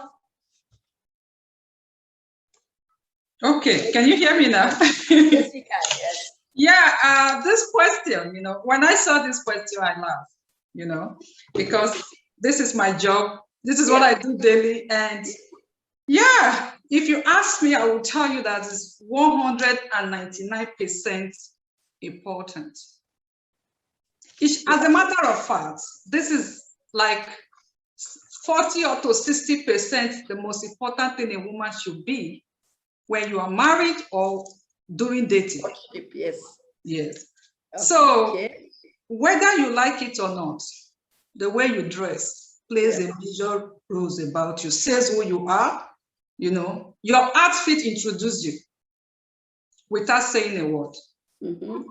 So, and one thing I've really come to understand is, you know, men, like your partner will always say, don't worry, I like you like this. I love the way you are. I like it natural. Please make it moderate. Men are very sweet talking, you know. Yeah. So men will always tell you it's okay. Don't worry about it. Yeah, don't worry about that. Yes.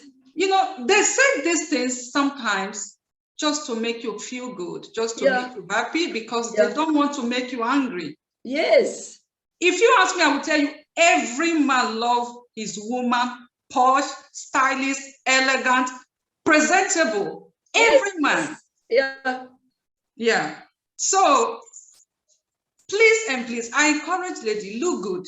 You don't need to have much to look good. Not about expense, It's not about expensive. You don't have to look rich, but understand your body and what goes well with it. Exactly. Yeah. And I'm going to give you example. For example, understand what suits you as a woman. Yeah. Yes. If you're on the big side, know that you're on the big side. Yes. If you're on the medium side, understand that you're on the middle side. And you have on the smaller side, know this and know peace. Yeah. Okay? So if you're on the large side or on the big side, please do not try to fit in what other people are wearing who are wearing S. Don't try to go with them. Don't try to join the trend. Focus on what suits you. Yes. And what makes you look good. Yes. You know, wear clothes that flatters your body. You don't need to expose. Yes. I keep telling a lot of friends of mine, like if I make friend, the way you dress will tell if I will say hello to you the next day. Yeah. Trust me. Yeah. The way you dress. Yeah. Because I feel that when you show your friends, it shows who you are as well. Yes. So before I call you my friend, yeah. I should be able to learn one or two things from you. You cannot always be learning from me. It's sharing. Let's share it. Yes. You know? Generously. So, yes. Yeah. Have a conversation. Ask your man, do you like this? You know, in a joke, sometimes when you are together, have a conversation. Ask him, what kind of thing do you like? I bought this yesterday. Do you like it or what? Should I return it? It's not, a lot of people will say it's being controlling, but I find it very helpful. As a woman, as a married woman, you know. And trust me, if he said, I don't really like it that much, but it's okay. Take it back, sweetheart. Yes. It's not into it. Yes. Yeah. He has to approve it, except you are dressing it for someone else. Yes. Yes. But if you're truly looking good for your man, I think he has a sense, you know, when it comes to your outfit.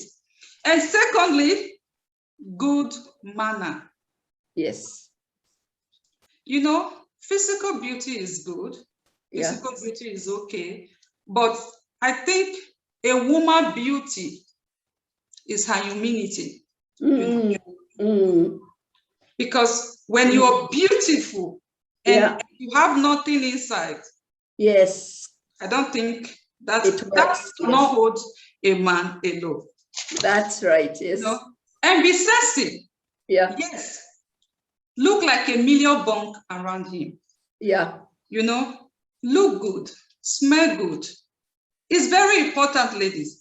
And if you are a woman and you still keep your underwear after 6 months, sorry, it's going to shit. Yes. Okay? I don't know. Should I go on? Because he's gonna cheat. Yes. And if you're someone who actually loves wigs, like me, please, ladies, if you're taking these wigs out, make sure the underneath is clean, it's presentable, it's not smelly. That breath, you have not carried it for like 7 to 6 weeks. Hello. Yes. You know? Yes. Because nobody will look at you in that manner. Your husband get tired of, you know, seeing things. And also, don't make like nakedness around the house. Yeah. Should be something of a treat, not a regular thing around the house. Stop parapulating around your house with no wig, no bra, no panty. Come on. You know, you wouldn't do this when you were dating. Let's bring it back. Yeah. During your dating, you wouldn't do that. You do things to please him. You do things to like, okay, well, is he going to like this? Is he going to say, actually seek opinion from him? It works well. Yeah, it does. It does. You know? And also be moderate with the way you put things together. When it comes to your fashion, and there must be a particular way you dress. Once in a while, listen to when he compliments you, like, wow, you look good. Look at the outfit and stick to it. Yeah. Because everybody loves it. Everybody likes it. And, you know, when you wear something and your man say, wow, I've not seen this. Kind of look cool, you know. For me, that's only the thing I will just wear the whole of the month. Trust me, I will just be changing it, different style, you know. Yeah. Because if you know this, trust me, there's no slave queen or side chick or that. We don't deal with side chick because I think we are side chick, we are wife, we are queen, we are everything in one. Amen. You know, and that is what seasoned women is all about. Be a side chick. Right. Be a side chick to your man. Wear things that is sexy. Smell good and maintain it. Do not say, okay, fine, you've given birth now. And no one is looking at me. No one is seeing me. Trust me, he's seeing you. You are not looking, and that is why he's not making move. Yes. And you were like, okay, when last have you touched me? He's not going to touch you. But get the new stuff. Smell good. Prepare a very wonderful dinner. He's going to touch you. Yes. You know, everything is not all about you have to extra do it. And if also, you might not wear wig. You might not be extra like Mimi. Yeah. But you can take a shower.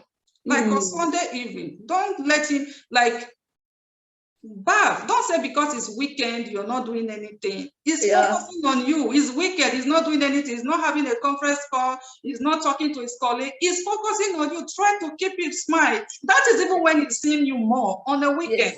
Yes. And I have a lot of friends, they will say, Mimi, let my face breathe. This coming from women, like, do you have to always put on makeup? Do you dress like this sitting at home? I just laugh and I said, well, am I supposed to be wearing a shower cap or what?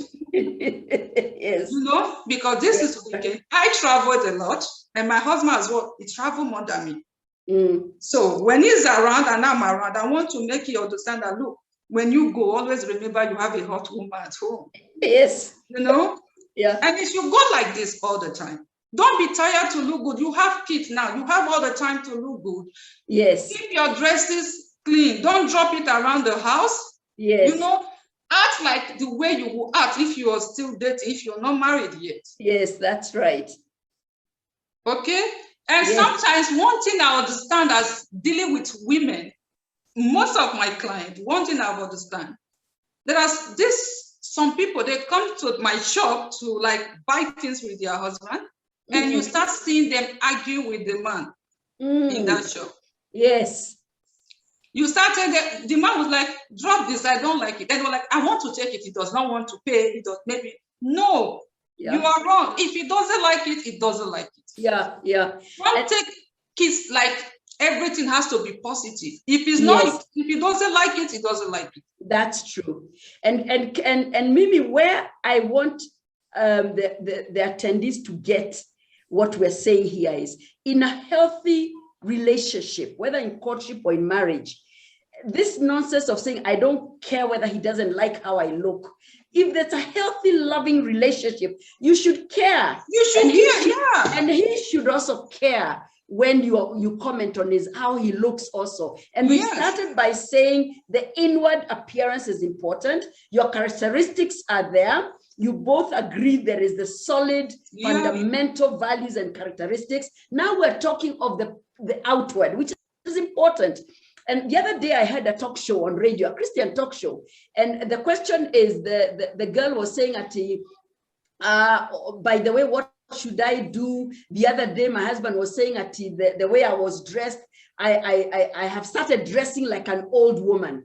And I thought the radio talk host show would help this young bride and tell her he has a point. If he's telling you you're suddenly looking older than his mother, then there's something he's seeing that is not attractive.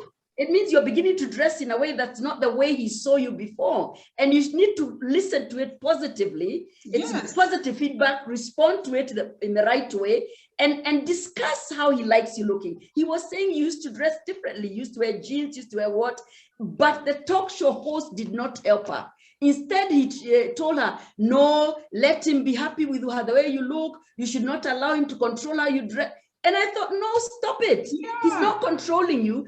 There is the extreme cases where there is control, obviously, when the relationship is not healthy. But when it's healthy, there is room for discussion. I like what you're saying, Mimi, when he says, I really prefer you. My husband tells me, there are times he tells me the hairstyles he thinks suit me. And I love that feedback. He says, oh, you really look nice when you wear your hair like this, or when you wear this, or when you wear this shape top.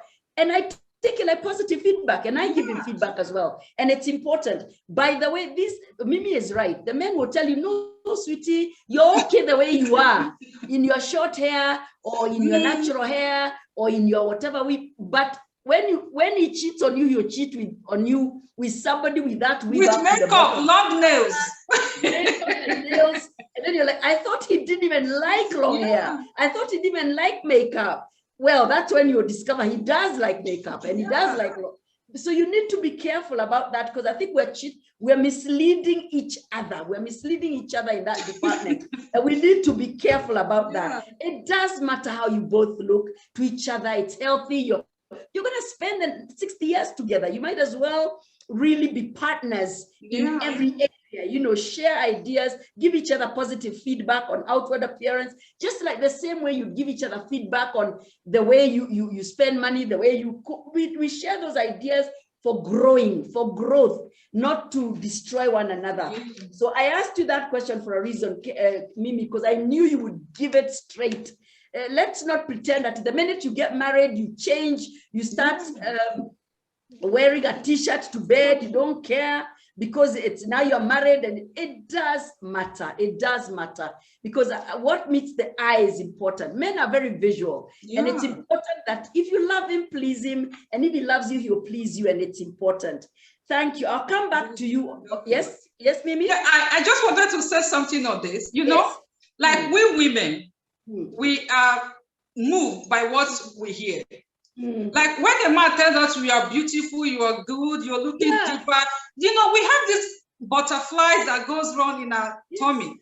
But you see, men are moved by what they see. It's like their eyes is also connected to their brain, just the way our ears are connected to our brain. So they're moved by what they see. So let them see. Show them that you're still, you're still in the market. Exactly. Yeah. Now, maybe because now what I'm going to do is ask you to comment on one more thing very briefly, because we're running out of time. And this is what, in your opinion, you consider is fundamental. But I want you to dwell on the issue of sex in marriage very briefly in terms of its importance. To what extent do you personally feel it is important and fundamental in marriage? Sally, I'm going to be very open with this, and I hope I can share this video. Yes, you can. Go ahead. Yes. The most important thing, make it in the bedroom, like have more spice. You're not old, have more spice to it, make it romantic. Think back. There are certain things you were doing when you were dating that he likes, that make him go crazy. Don't stop. Don't stop. And you think you don't like it. Hey, he likes it. Men are very, very pretentious when it comes to things like that. Yes.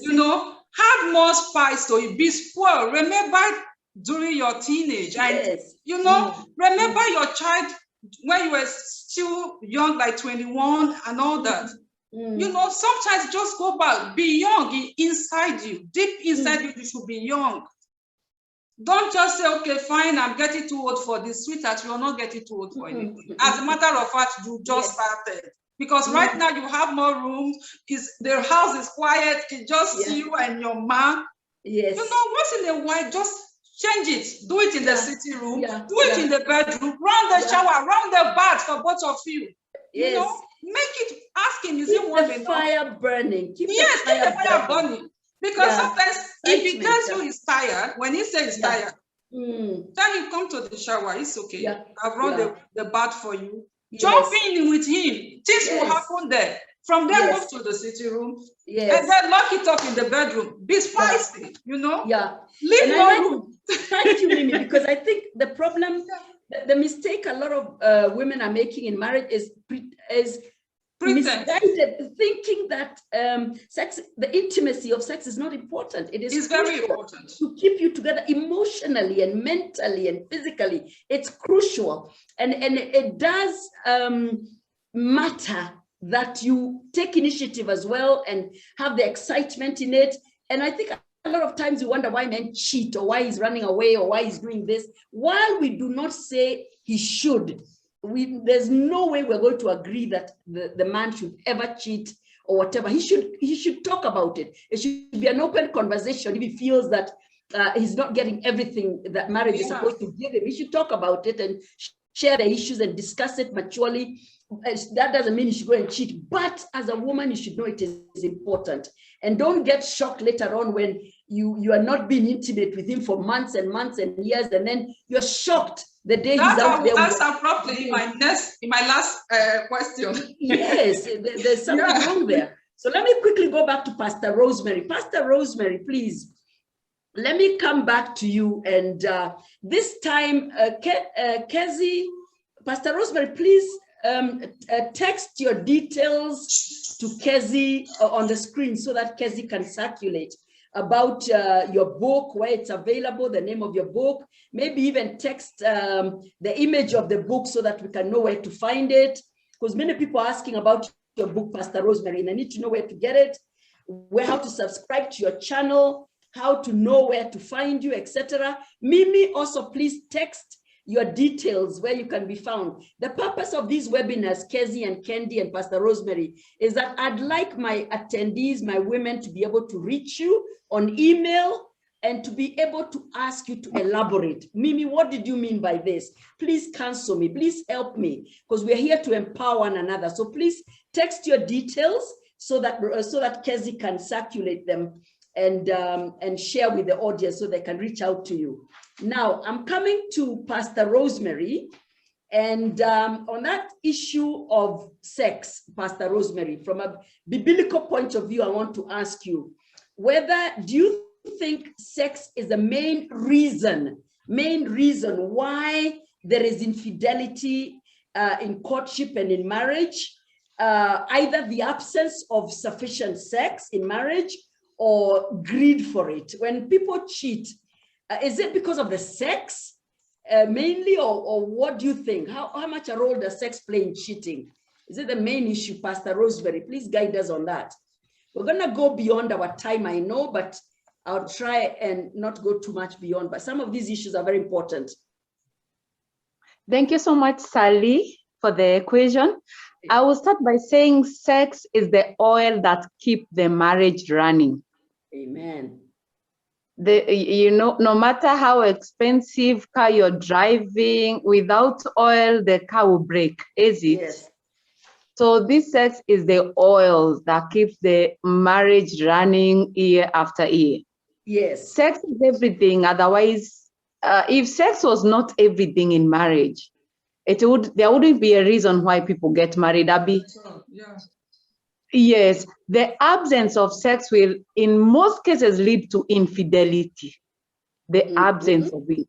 Okay. So where there is no, I'll add this, Sally, where there's no intimacy, there cannot be effective communication. There cannot be love.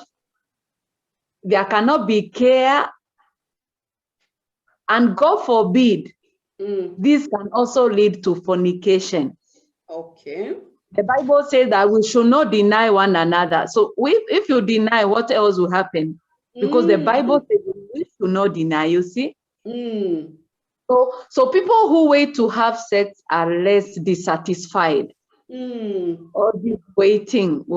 They are less dissatisfied. And when you are not satisfied, if you are not satisfied with food, what do? You go back to the pot. Or you can go to a hotel and get more meal, extra meal. There we go. That's the same thing that happens with marriage. If you are not satisfied this side, the other side. And you know what I was saying, like, is it that God, when he say like we should not deny one another, lest one will fall? Be tempted, so what I was saying, does it mean like you will forgive those who are those who have mpango akando somehow because they were denied? But there's a topic on its own, you know. So a sexless marriage can leave spouses feeling rejected, lonely, and distant. There can be, they distance their spouses. They don't want, you just know, a man who is satisfied, you even see the communication is just flowing. If so, the man is always under tension, just check his bed setup. Is he satisfied from there? Yes. So, but you know what I'm saying, Sally? Just like we have control over our food appetite. You know, when we talk like the absence for it, the greed for it. Yes. Kezzy, I think Pastor Rosemary's video is hanging. Has she dropped off? Are you back, Pastor Rosemary? Okay, good. Okay, go on. Please unmute, Pastor Rosemary. Yes, we are talking of the greed. Greed for sex. Yeah. You know, we have to have control. We have, just like we have control about our food appetite. Food appetite, yeah. The same way we ought to have sex drive control measure. You know, I was watching this video in the social media. This lady was being interviewed, and the lady was saying how she loves sex. She's never satisfied. And they say, like, the lack of self-control. It's an addiction. Yeah, what will make, you know, it is you know, that I just said, what will make her not cheat? Yes, you know, what exactly, will make her not, So I think this area of sex, it is bringing about infidelity. A man wants to be, a man life is 99% sex, is inactive. A man just wants sex. After that, you can ask him anything. You're asking for his bank account, you give you everything. Yes. They want it, they are never, you know. Yes. So I think sex is everything. If it's not there, whether the man is bishop or the man is archbishop or is the one carrying the gown for heaven, if he's not carry the fresh, he has flesh and blood to react. Whether he's the one carrying the word for heaven. I'm saying the heavenly angel gown. Yes, he's still a man. Yes. Yes, so you know, he carried flesh and blood. That's right, yes. Yes. So let us not, I think this blame of people are cheating. Maybe let us check on their level of sex. Some people use sex as punishment. If you don't give me this, if you don't give me this, you're going for sex fasting. You will not have it. So many homes are breaking because of lack and excess. You know, when a man is never satisfied, a woman is never satisfied. The man is almost collapsing. The woman is not satisfied. So the next thing, that's greed. Infidelity, excessive greed. Yes. Thank you so much, Sally. Thank you so much. Yes, Pastor Rosemary, do you think that sex is addressed enough in church? Now you're a minister of the gospel. Is it addressed enough in church? It's addressed as a parable, but it needs to be put black and white. It's used a parable, and nobody is reading. In church, we are not reading about Songs of Solomon. That man was very brilliant, talking about, he was an expert of marriage, you know, despite him having some light grasp from there. So I think sex is not addressed in marriage. It seems like it's a shy thing. That's why I think this thing about sex needs to be talked to, whether in a church sermon. Because many people are speaking in tongues in church where the man was, you are not satisfied. Yeah, and marriages are breaking in church because of that. Yes, the marriages, and you are told go and pray and fast. I know you don't need prayer and fasting for sex drive. You have to, it has to be there because that's what the purpose for marriage. Otherwise, you remain single for life. If you are not ready for this, but it needs to be addressed in the house of God. Yeah, it was one of the purposes of marriage beyond procreation. Yes. Thank you. Yes. Let me just say something in 1 second. Yes. Let's not just emphasize on sex, but good sex. Okay. There we Thank you. I was about to say that, Kenda. Thank you. Yes. Let's emphasize it has not to the be quantity, the quality. Yes. My professors taught me when I encourage couples to be intimate, I always ask, how is your sex life? Quality? Do you enjoy it? Are you both satisfied? That is very important because sex is such a wonderful dopamine filled feeling. If I have to tell you to do it, something is wrong. Maybe we are telling women to give their bodies to men that don't know what to do with it. You know, let us be honest. Some of these men have no idea what goes where or what part of the body should do what. Let's also talk about the quality of the sexual. Yes. I asked you orgasm. Yes, you orgasm. Do you know what an orgasm is? Research has shown 70% of women have no idea what that is. So you're forcing a woman to go to bed with a man who it's like he's using her to just get himself off. Who will want that? Honestly. I tell men, don't dirtify your wife for nothing. If she's gonna be dirty, make it worth it.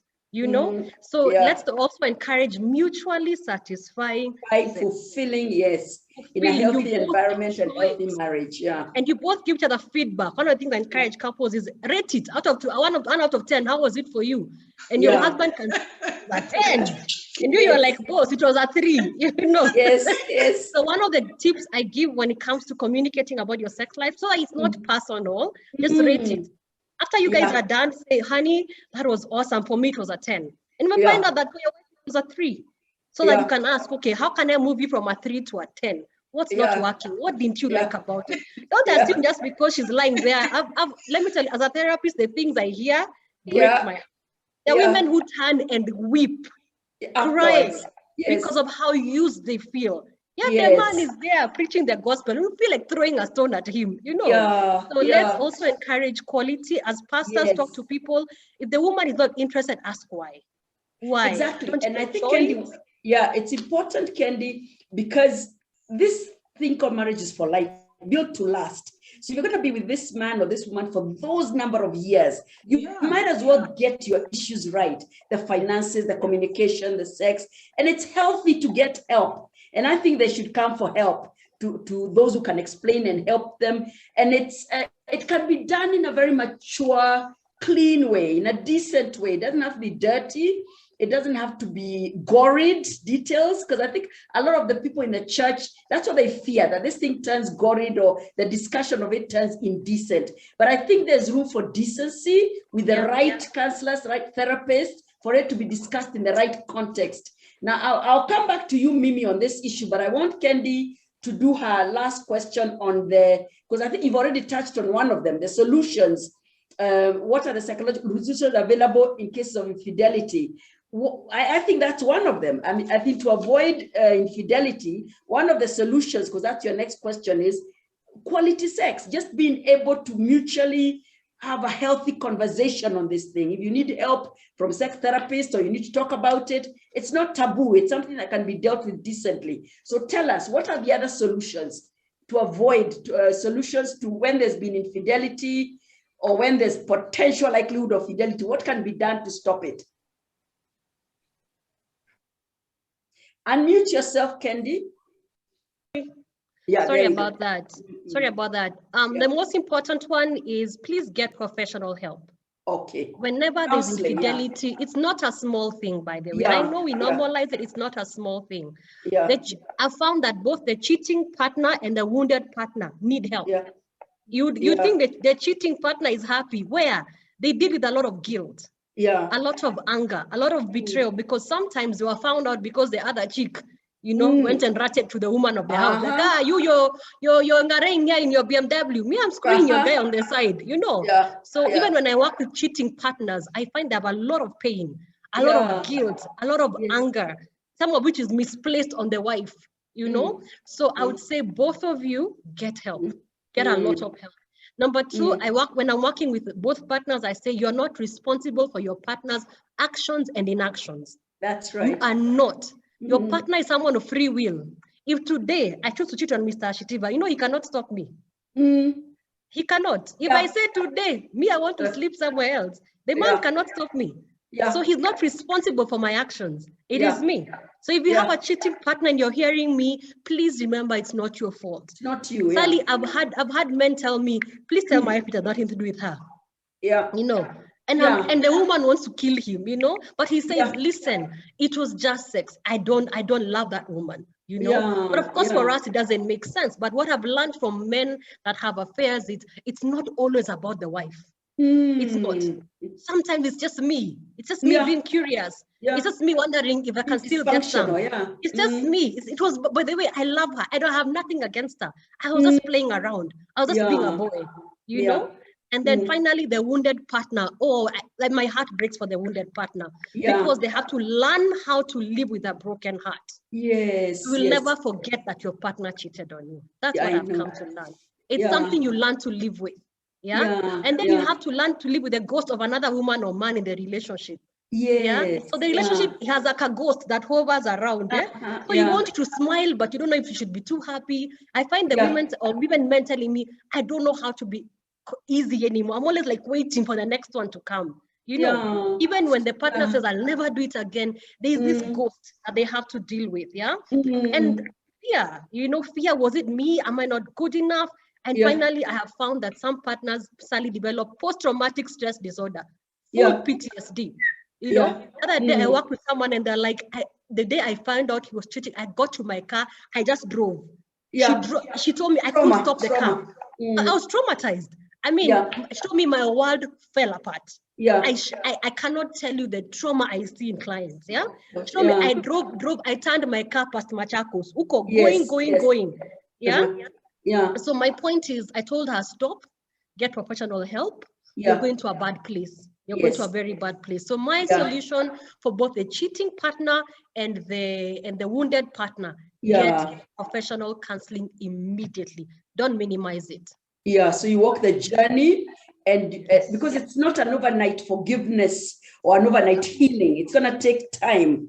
It's going to take a lot of time and a lot of work. That forgiveness and that counseling and therapy. Thank you so much for that, because I know even the attendees, there are those saying, how I want to get over it. I sincerely believe he's sorry or she's sorry, and we can move past this. Because in many ways, it also proves an ability to move through and past certain things in marriage, like the death of a child, sickness, financial collapse, infidelity, is a sign of the strength of the marriage. Some marriages are not, they collapse. And some things they shake it. It's a house built on sand. That was it. But there are others that survive these issues, and these issues are mega. And it's a question of somebody saying, I want my marriage to survive this. I wanted to survive this because I know she or he is better than this. And I know they're sorry, and I know this is something we can overcome and forgive and move on. But my heart, and that's why you're saying, Kendi, and I'm just repeating it for the audience, that go for professional help. Go for counseling, go for therapy. And I think often I say, where the wife cheated on the man, if the cheating spouse is willing to come for this professional help, that's a big clue as to their sorriness, because if he says, I don't want counseling, I don't want, because they don't want to be confronted, they don't want to deal with the issue. But if you're the one who cheated, then you need to be ready to come with solve the issue, if indeed you feel there's hope and room for us to solve this problem, isn't it? So can you please put your details down, put your email down, because we have many asking where they can come to get this kind of help. Now, Mimi, before I go back to Pastor Rosemary, I'll finish with Pastor Rosemary. So I want to come back to you, Mimi, because I know you had not finished telling us about why sex is a healthy, serious component of a healthy marriage. Tell us about it, Mimi. Sally, thank Yes. you. Yes. First of all, I would say, I think sex is the most important thing in marriage. Otherwise, why do we get married in the first place? Procreation, to have children, companionship. So, and this children has to come from, Yeah. From sex. Yeah.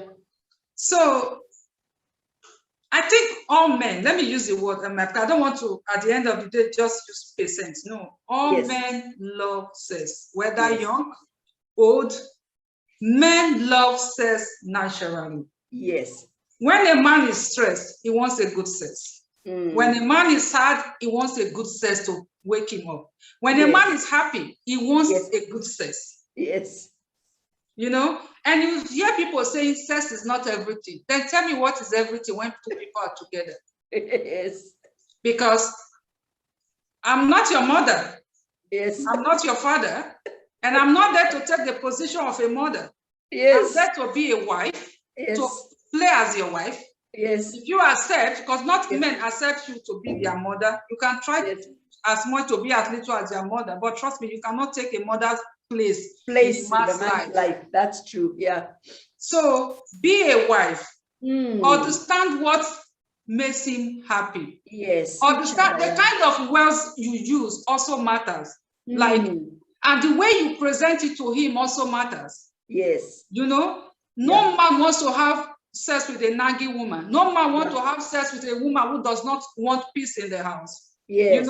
Somebody cannot just get out of the house and come back in the evening and you still have the same grudge, you've not forgiven him. These little things.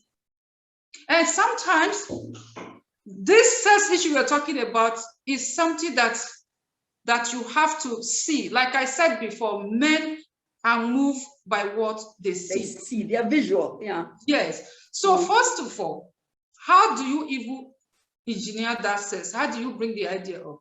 Do you just come to him like, I want it? Because even me as a woman, if you prove it that, like, you present it to me that way, I'm not going to accept it, because you have to go some little way to be able to put somebody in that mood. Yes. Yeah? So you have to understand what to do, and you have to spice it up. When I mean by spice it up, for example, this side chick these men are having, they are not staying with the side chick because they want to discuss business with this side chick. They are not staying with this side chick because they want to tell this side chick how much they want, what will happen, They want to, they are not discussing their private life with this side chick. They are with this side chick for a reason, and that is because of that good sex. You're right. I'm telling you, and that's to tell you that they just want sex. They want to have someone who is hot, someone who brings spice to the thing. Yes. These slave girls, they do a whole lot to these men. They make them feel young. They make them feel good. So, like Kendra said earlier, the quality of the sex is important. Good sex, you have to engineer. This is 21st century. We shouldn't be ashamed of to discuss those things. Yes. You have to discuss it, and you have to encourage others to be part of it. Yes. Engineer it, make it good, and make it spicy. Yes. Once in a while, create time. For example, like for me, do you know, Stanley, I don't have a chef in my house. I have all the domestic workers in my house, but I don't have a chef. Right from Africa to Europe to Abu Dhabi, I don't have a chef. You're the one who cooks. Yes, I cook all my husband, because from the beginning, when we were dating, he told me and said, look, he's a very busy man. My husband travels a lot. Yes. And once in a while, when we are together during the week, we want to stay together. I want to find out what happened, what's the stress, how is business. And when you're together, you can discuss all these things. Yes. You create time for yourself. And before you know, in one or two things, while you're at the kitchen, the maid must not do everything. Let's be honest. But this is what I'm going to discuss at the end of my last question. I'm going to analyze this thing. The maid must not do everything, because if the maid is doing all the things the domestic workers are doing, then what are you doing? Well done. You know, Well done. how are you engineering this good point. sense to come from? Yes. Mm. You know, I will really address point. this in my last next question. But please, whenever you are doing all this, try to understand. Do I need it today? Like some people plan it. Yeah. Some people plan it. They were like, okay, tomorrow is weekend. We're going to have a good sex. Me, I don't plan. Yeah. If you as my husband can come to me and tell me, oh, today I want you, I'm going to come to you tomorrow and say, today I want you. Yeah. It has to be 50-50. And when you want me, I'm not tired. So if I want you, please don't be tired because you're working, I'm working. If I create time for you, I think you should create time for me because it's two way around. Yes. If I'm lying here with my shot, because I'm crazy, I'm crazy, but a decent one. I don't want to forget my young age. I want to be young. I want to feel young. Yes. I wear very sexy thing around my house. In my house, I don't wear long dress. I could just go with a short, tell him that, hey, Mimi got long legs. I go to the gym, you know. Yes. And when you want to come around and say, okay, fine, I want you now. Let's make it hot. Of course, it's going to be hot. Tomorrow, I'm going to grab you outside in the balcony. Please, let's go inside. I want you now. You know, if you do it today, I'm going to do it next week. Make it spicy. Yes. Make it extra spicy. Beyond deep that beyond. Men don't want you to tell them that, okay, I'm getting older for this. Men don't want to hear that. Why do you think a 60-year-old man will walk to a woman, a young girl, 20-year-old girl? Yes. Yes. Because these people make them feel young. Yeah.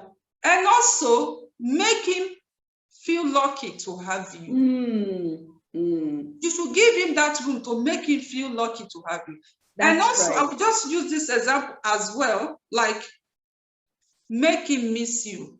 Yes. Don't always be around him. That's important, yes. Don't be too available. Yes, let him miss you. When he misses you, give him the room to miss you. Trust me, he's always hot. Don't always be around. Don't always want it all the time. Don't be predictable all the time, yeah. Yes, make it miss you. Because even the day is not expecting it, make it a treat. That is why I said earlier that don't make nakedness around the house a regular thing. It should be a thing of a treat. It's a treat. Yes. If I call the kid, the housekeeper, and I said, okay, fine, the nanny, take the kid out. Go for ice cream. Yeah. Have the house to yourself. Yeah, take the car key. I'm going to walk around my house with my pants. You know? Young women were not there yet. So make a plan, make it spicy. You're young, make him feel young, make him, you know, make this idea, great idea. Like yesterday, I was just discussing because I wanted to get it right. And I was asking my husband, I said, okay, what do you think a woman can do that can actually keep a man happy you know, all the time? What do you think? And he said, but you know what to say, you are doing it already. Yes. You know, and I said, no, I want your opinion. Your just opinion, to say yes. As a man, you know, because I want to be sure of what I'm saying. Yes. And he said something and he said, be crazy. Yeah. Unpredictable diva. You understand? You know what that means? Be crazy. Be crazy. Surprise me. You're old. Surprise me, yes. Yes, excite me and surprise me, yeah. Yes. That's what they want, like, For example, in my house here, I live in a penthouse. So whenever I'm upstairs, I don't have a curtain because my window is so huge. Yes. So, and sometimes you tell me the neighbors are looking. I say, who cares? I'm not with a boyfriend. This is my man. So if the neighbors are looking, they will be the one to suffer because me, I will be here enjoying myself with you. So, so make it hot. We are hot already. We are blessed. God has back to Kenya. You need to come back to Kenya. We have another season of a session. But Mimi, I get you and I agree. And my point is, this marriage was built to last. These marriages are built to last. God intends us to be together for a long time, yeah? So it's important that every aspect of the marriage needs to be fulfilling and wholesome and healthy, so that you're not sitting there for 30, 40 years where you say the sex has been so unfulfilling or you've been so financially distraught or there's been... I think it's important to work at every aspect of your marriage. Exactly. I have something to say. You know, there's a whole lot of development for sex. Yeah. Don't be shy. Do your research. Go walk into a shop, get some spicy object, a whole lot. Get it. Be spoiled for your man. Yes. Do you understand? You know, like I was saying, in this topic, if I were to be in the season women feel like in the audience, I would have come with a whole lot of example. Yes. You know, yes, this is how it works. Be spoiled for your man. Yes. Get things, improve it, you know? Yeah. Thank you, Mimi. Thank you. Mimi says it as it is. And I'm sure there are those of you there whose lives will never be the same. Remember, marriage is built to last, so you might as well sort out every aspect of it, get it healthy, get it fulfilling, get it enjoyable. And God wants us to enjoy these marriages and every aspect of it in a healthy way. Thank you so much, Mimi, my diva friend, my dramatic friend, my drama queen friend. Thank you so much. I miss you. Thank you. Pastor Rosemary, I want you to tell us about your book. Tell us what's inside your book as we wind up now, because we're really, really behind schedule, but I couldn't stop this conversation. We had too much. I want you to just summarize, Pastor Rosemary, by telling us what you've covered in your book. What have you covered in your book? I know the title of your book is Loyalty in Courtship and Marriage. What do you mean about loyalty? Tell us. Yeah, thank you so much, Sally. I'll take a few minutes to talk about this because of time. Are you getting me? Yes, we can hear you, Pastor Rosemary. Yes, loyalty, spouses. I will start by saying this book I wrote is because I have been doing marriage counseling and I discovered that some people, I think we need to take them to the author of the marriage. Okay. Because no matter, yes, the author, he's God. It is God himself. He's the one who ordained marriage. And I think I've had so many counseling and I discovered that no matter how you do counseling, some people, they will not speak out into details. They will not say everything, the challenges they are going through. Some of them, they feel like I'm embarrassing my partner if I share all these details that I'm going, all these challenges I'm going through. So I thought of putting them into writing because this is a marriage remedy. I call it a marriage remedy. Yeah. Yes, a Loyalty in Courtship book is a new book. It's, I think, 2 months old now. It's available in Nairobi, South Africa, and here in Swaziland. Yes. And briefly talking of loyalty, spouses that I will mean that they are respectful of each other in private and in person. Somebody loyal, a loyal spouse is respectful to each other in public, in private, and in person. And a loyal spouse is listening carefully and attentively to each other. And they always speak highly of each other, especially when their husband or wife isn't around.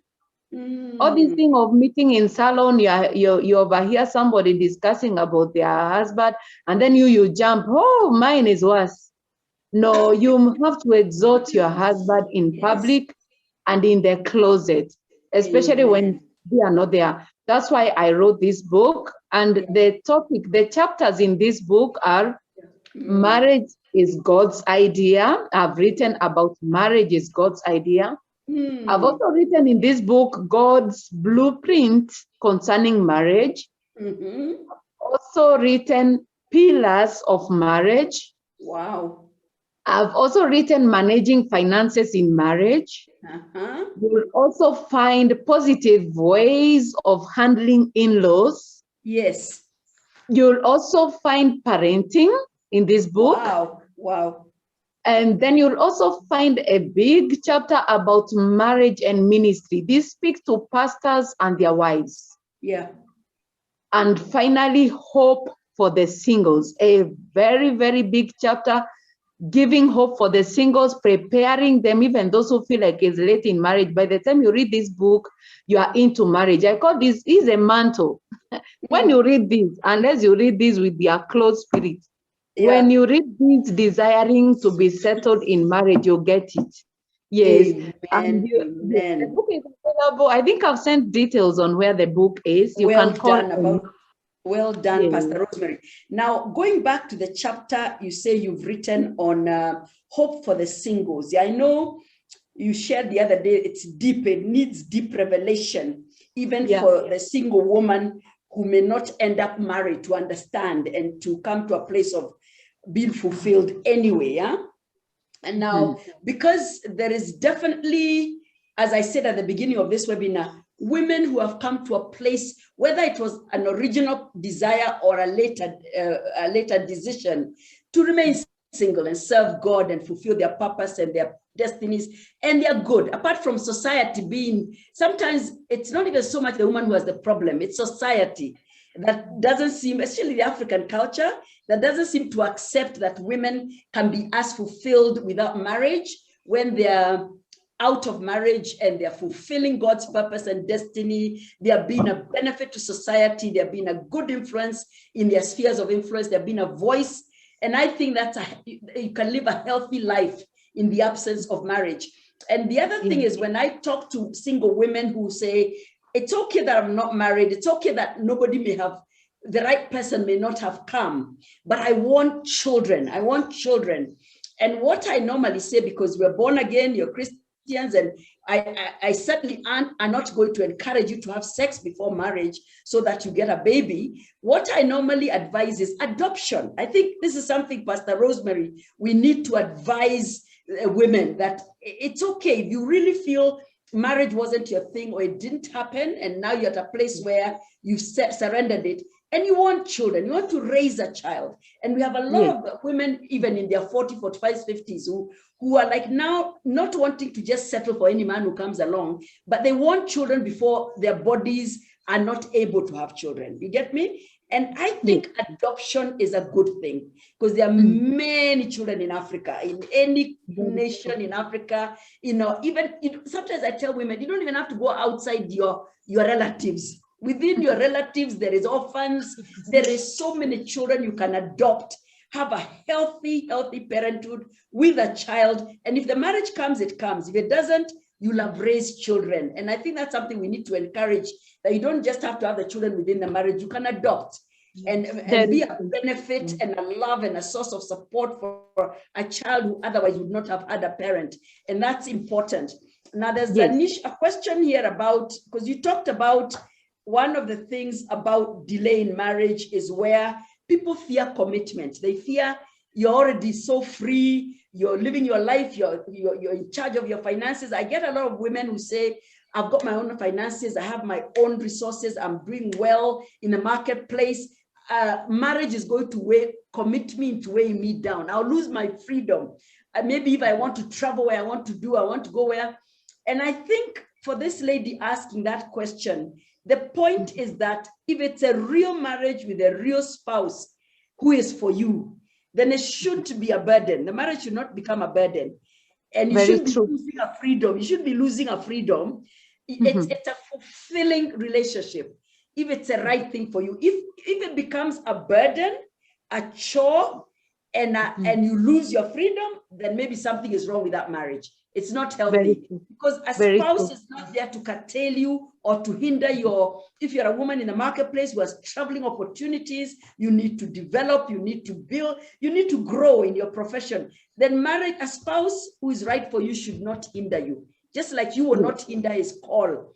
And even like you are a pastor, if your husband was to stop your call in God, that something would be wrong. I think it's if you meet a man and you marry him and he knows you have a call of God to serve on the pulpit, then you're not losing your freedom. There should be a lot of freedom to serve God. So I'm just answering that woman that fear she has that marriage will come to curtail her freedom.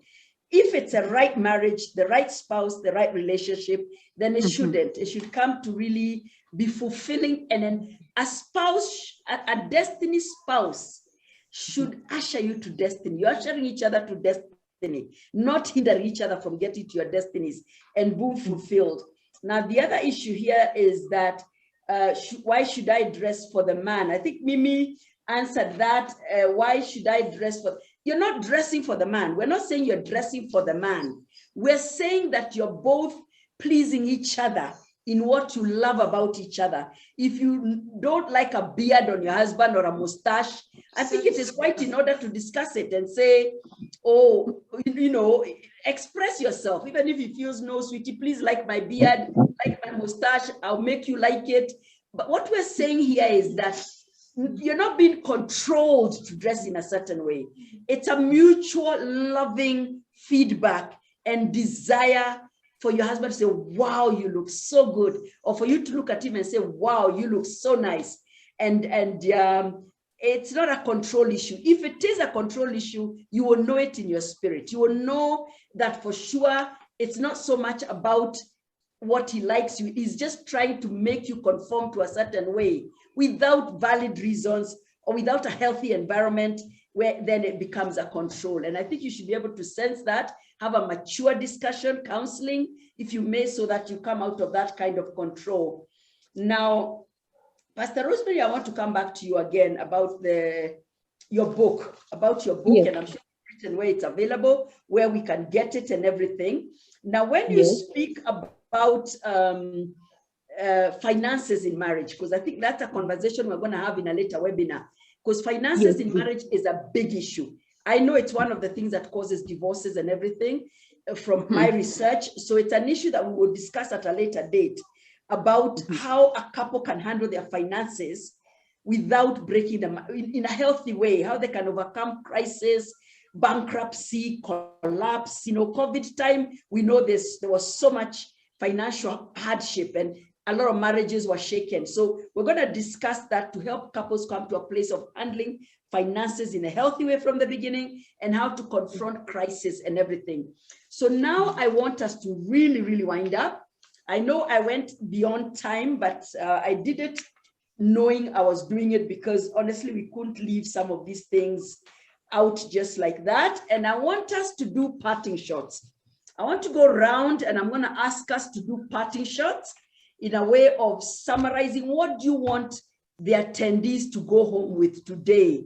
Kendi, what do you want our audience to go home with? Of all that you've spoken about today, how would you summarize what you want them to go home and internalize? They'll internalize everything you said and they'll look for you, but what do you want? Give us your parting shot on that issue. And we'll finish with Pastor Rosemary because I'll want her to pray for us. But let's go around. Kendi, with you, we start with you. Wonderful. This has been fantastic. So to the single woman, my parting shot is marriage is not a reward for good behavior. It's not a token. You know, married women are not superior to single women. I think your purpose should be the number one thing you pursue. I have found that as you pursue your purpose, the mate will find you, you know, and then you'll marry someone who's going where you're going. There's nothing as bad. You know, the Bible says two can only work together if they agree. So if someone is going to Mombasa and you're going to Nakuru, I don't care how much you love each other, you can't work together. It means one person must die for the other, isn't it? So marriage is not a union of death. It's a union of life, all right? So this person that you're working with must be a life-giving relationship, not a death-giving relationship. So to a single woman, enjoy your singlehood, be comfortable sitting alone. There's power in solitude, all right? God worked so much with single people. He did. I don't even know why we minimize it. You know, he picked single people. And this is my final thought, Sally. In my view, there are some people I don't think are supposed to get married. But that's a story for another day. Yeah. There are people I think whose callings and assignments are so huge, we actually affect them when we force them to get married. That's what I think, but that's a story for another day. I look at Jesus, look at Paul. Their assignment could not have allowed them to be contained because once you do get married, your family will need you. Let us not pretend. Your family will need you. Right now, Mimi is somewhere where her husband is. She cannot say, oh, sorry, me, I don't feel like going to Germany. I feel like living. No, it doesn't work like that. That's true. So you have to assess what is my assignment, what's my calling, so that my marriage does not compromise my calling. And to the married person, continue taking care of your marriage in every way that all these wonderful panelists have spoken about. It's worth it. It should be a life-giving relationship, not a death-giving one. And ultimately, I think God does hate divorce, but he also hates seeing you in pain. You are important. You, married woman, are important. You are valuable. okay, in God's hands, whether you're married or single or divorced, separated, you are important. Yeah, that's what I'd love to say. Amen. Amen, Kendi. Thank you so much. Mimi, what would be your parting shots? Wow, beautiful. I enjoyed myself today. First of all, I want to say, like, I don't want to scare the single one away. Marriage is beautiful. Yeah, yeah. Trust me, marriage is the most beautiful thing that you can experience in people. If you're not married yet, you're single, take your time. Your match will come. You will find your match. You know, like there's a word that said delay is not denied. You know, take your time, know what you want, know what you're looking for, and know what you can offer.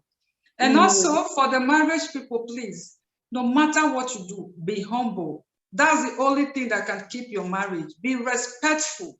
You know, we have career, but don't let it get over you. Try to understand that you have a man, and a man always remains the king. That's why we remain the queen.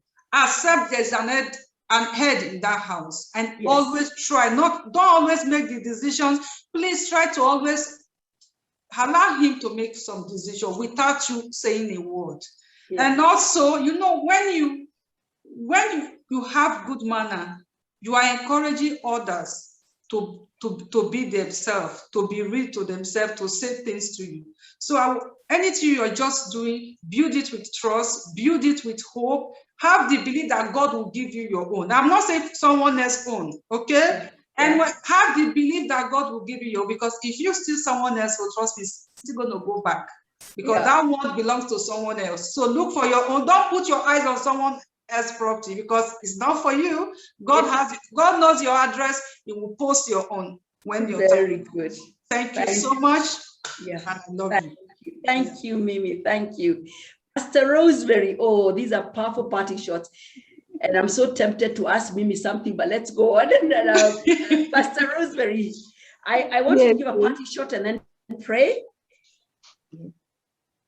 Thank you so much, Sally, and my fellow sisters that we have shared with this platform. I wish you were here in Swaziland, and I know one day you'll plan, you'll come, I'll host you. Yes, I think parting shots on delaying marriage.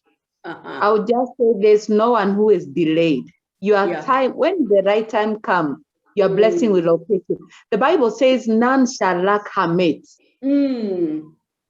Yes, the only thing is that let us not help God to find partners. Let us ask God, where is my man? You said none. Walk with this scripture. You know, walk with this scripture. Don't be too choosy. You know, don't say, I have written my description. Thank God you have written the man you want. Or the description, the handsome, tall, dark, light, all those things. Let us say, look for our Eve, for Adam. For every Eve, there is an Adam. If you will locate your own, but it will not be late like Sarah. God will locate you. He knows if it is delayed, if your marriage is delayed, who knows? You never know that God is preserving for you. You not go through menopause. He is holding your uterus like Sarah. So at the right time, let us not be in haste. Let us not be in haste. And every time, don't compete. Don't see like I am late. My big sister, my last born has been married. What is going on? No, your time is coming, and I guarantee you, I'll hear of your wedding soon. Very to the good. glory of God. Thank you so much. Thank you so much. All right, Pastor Rosemary. Yes. Let me wind up with a word of prayer and let's finish there. I'm being told time is really, really gone. So let's just wind up with a word of prayer very quickly, everyone. Precious Father, Jehovah God Almighty, we thank you for this webinar. Thank you for this conversation, dear Lord. We thank you for going ahead of us. Thank you for impacting us, equipping us. Thank you for these panelists. Thank you for the way you have used them to speak to each one of us, dear Lord. Thank you because I know, Father, we will implement that which was our portion, Lord, and we will grow healthier in our marriages and even in the institution that you have told us was built to last, dear dear Father. We thank you for each family represented in this webinar, every marriage, every single woman, every single man, Lord. We thank you and we honor you, Lord, and we give you praise in Jesus' name. Amen. Amen. Thank you, my panelists. Thank you so much, each one of you. I thank God. Now, I always wind up by telling my attendees, take what was yours. Not everything is always yours. Take what God wanted you to take for today. Each one of you has a portion in this conversation. There is what was intended for you today. So don't miss it. Take it and use it well and let it equip you. Knowledge is power. Knowledge is power. So we must remember that these webinars are intended to empower us so that we may grow in knowledge and understanding, and we may be able to fulfill our destinies at the end of the day. Please remember to subscribe to our YouTube channel. That is where you'll find the recording of this conversation. It will be on our YouTube channel, and the link will be given to you on this screen, and you'll find it on our Facebook page, and so that you can rewatch and send this recording to your friends who missed it. Thank you so much. Thank you, Kezi. Thank you so much, Kezi. I know I said we'd answer a lot of questions, but I think these panelists had such a wealth of knowledge to impart on us that it was good. Questions were answered. I am confident that whatever questions somebody has was answered by these precious panelists. And I thank God. So bless you, Kezi. Thank you so much, my dear, for managing us so well. Thank you so much. Bless you and good night. Bye-bye. Good night. Thank you. Good night.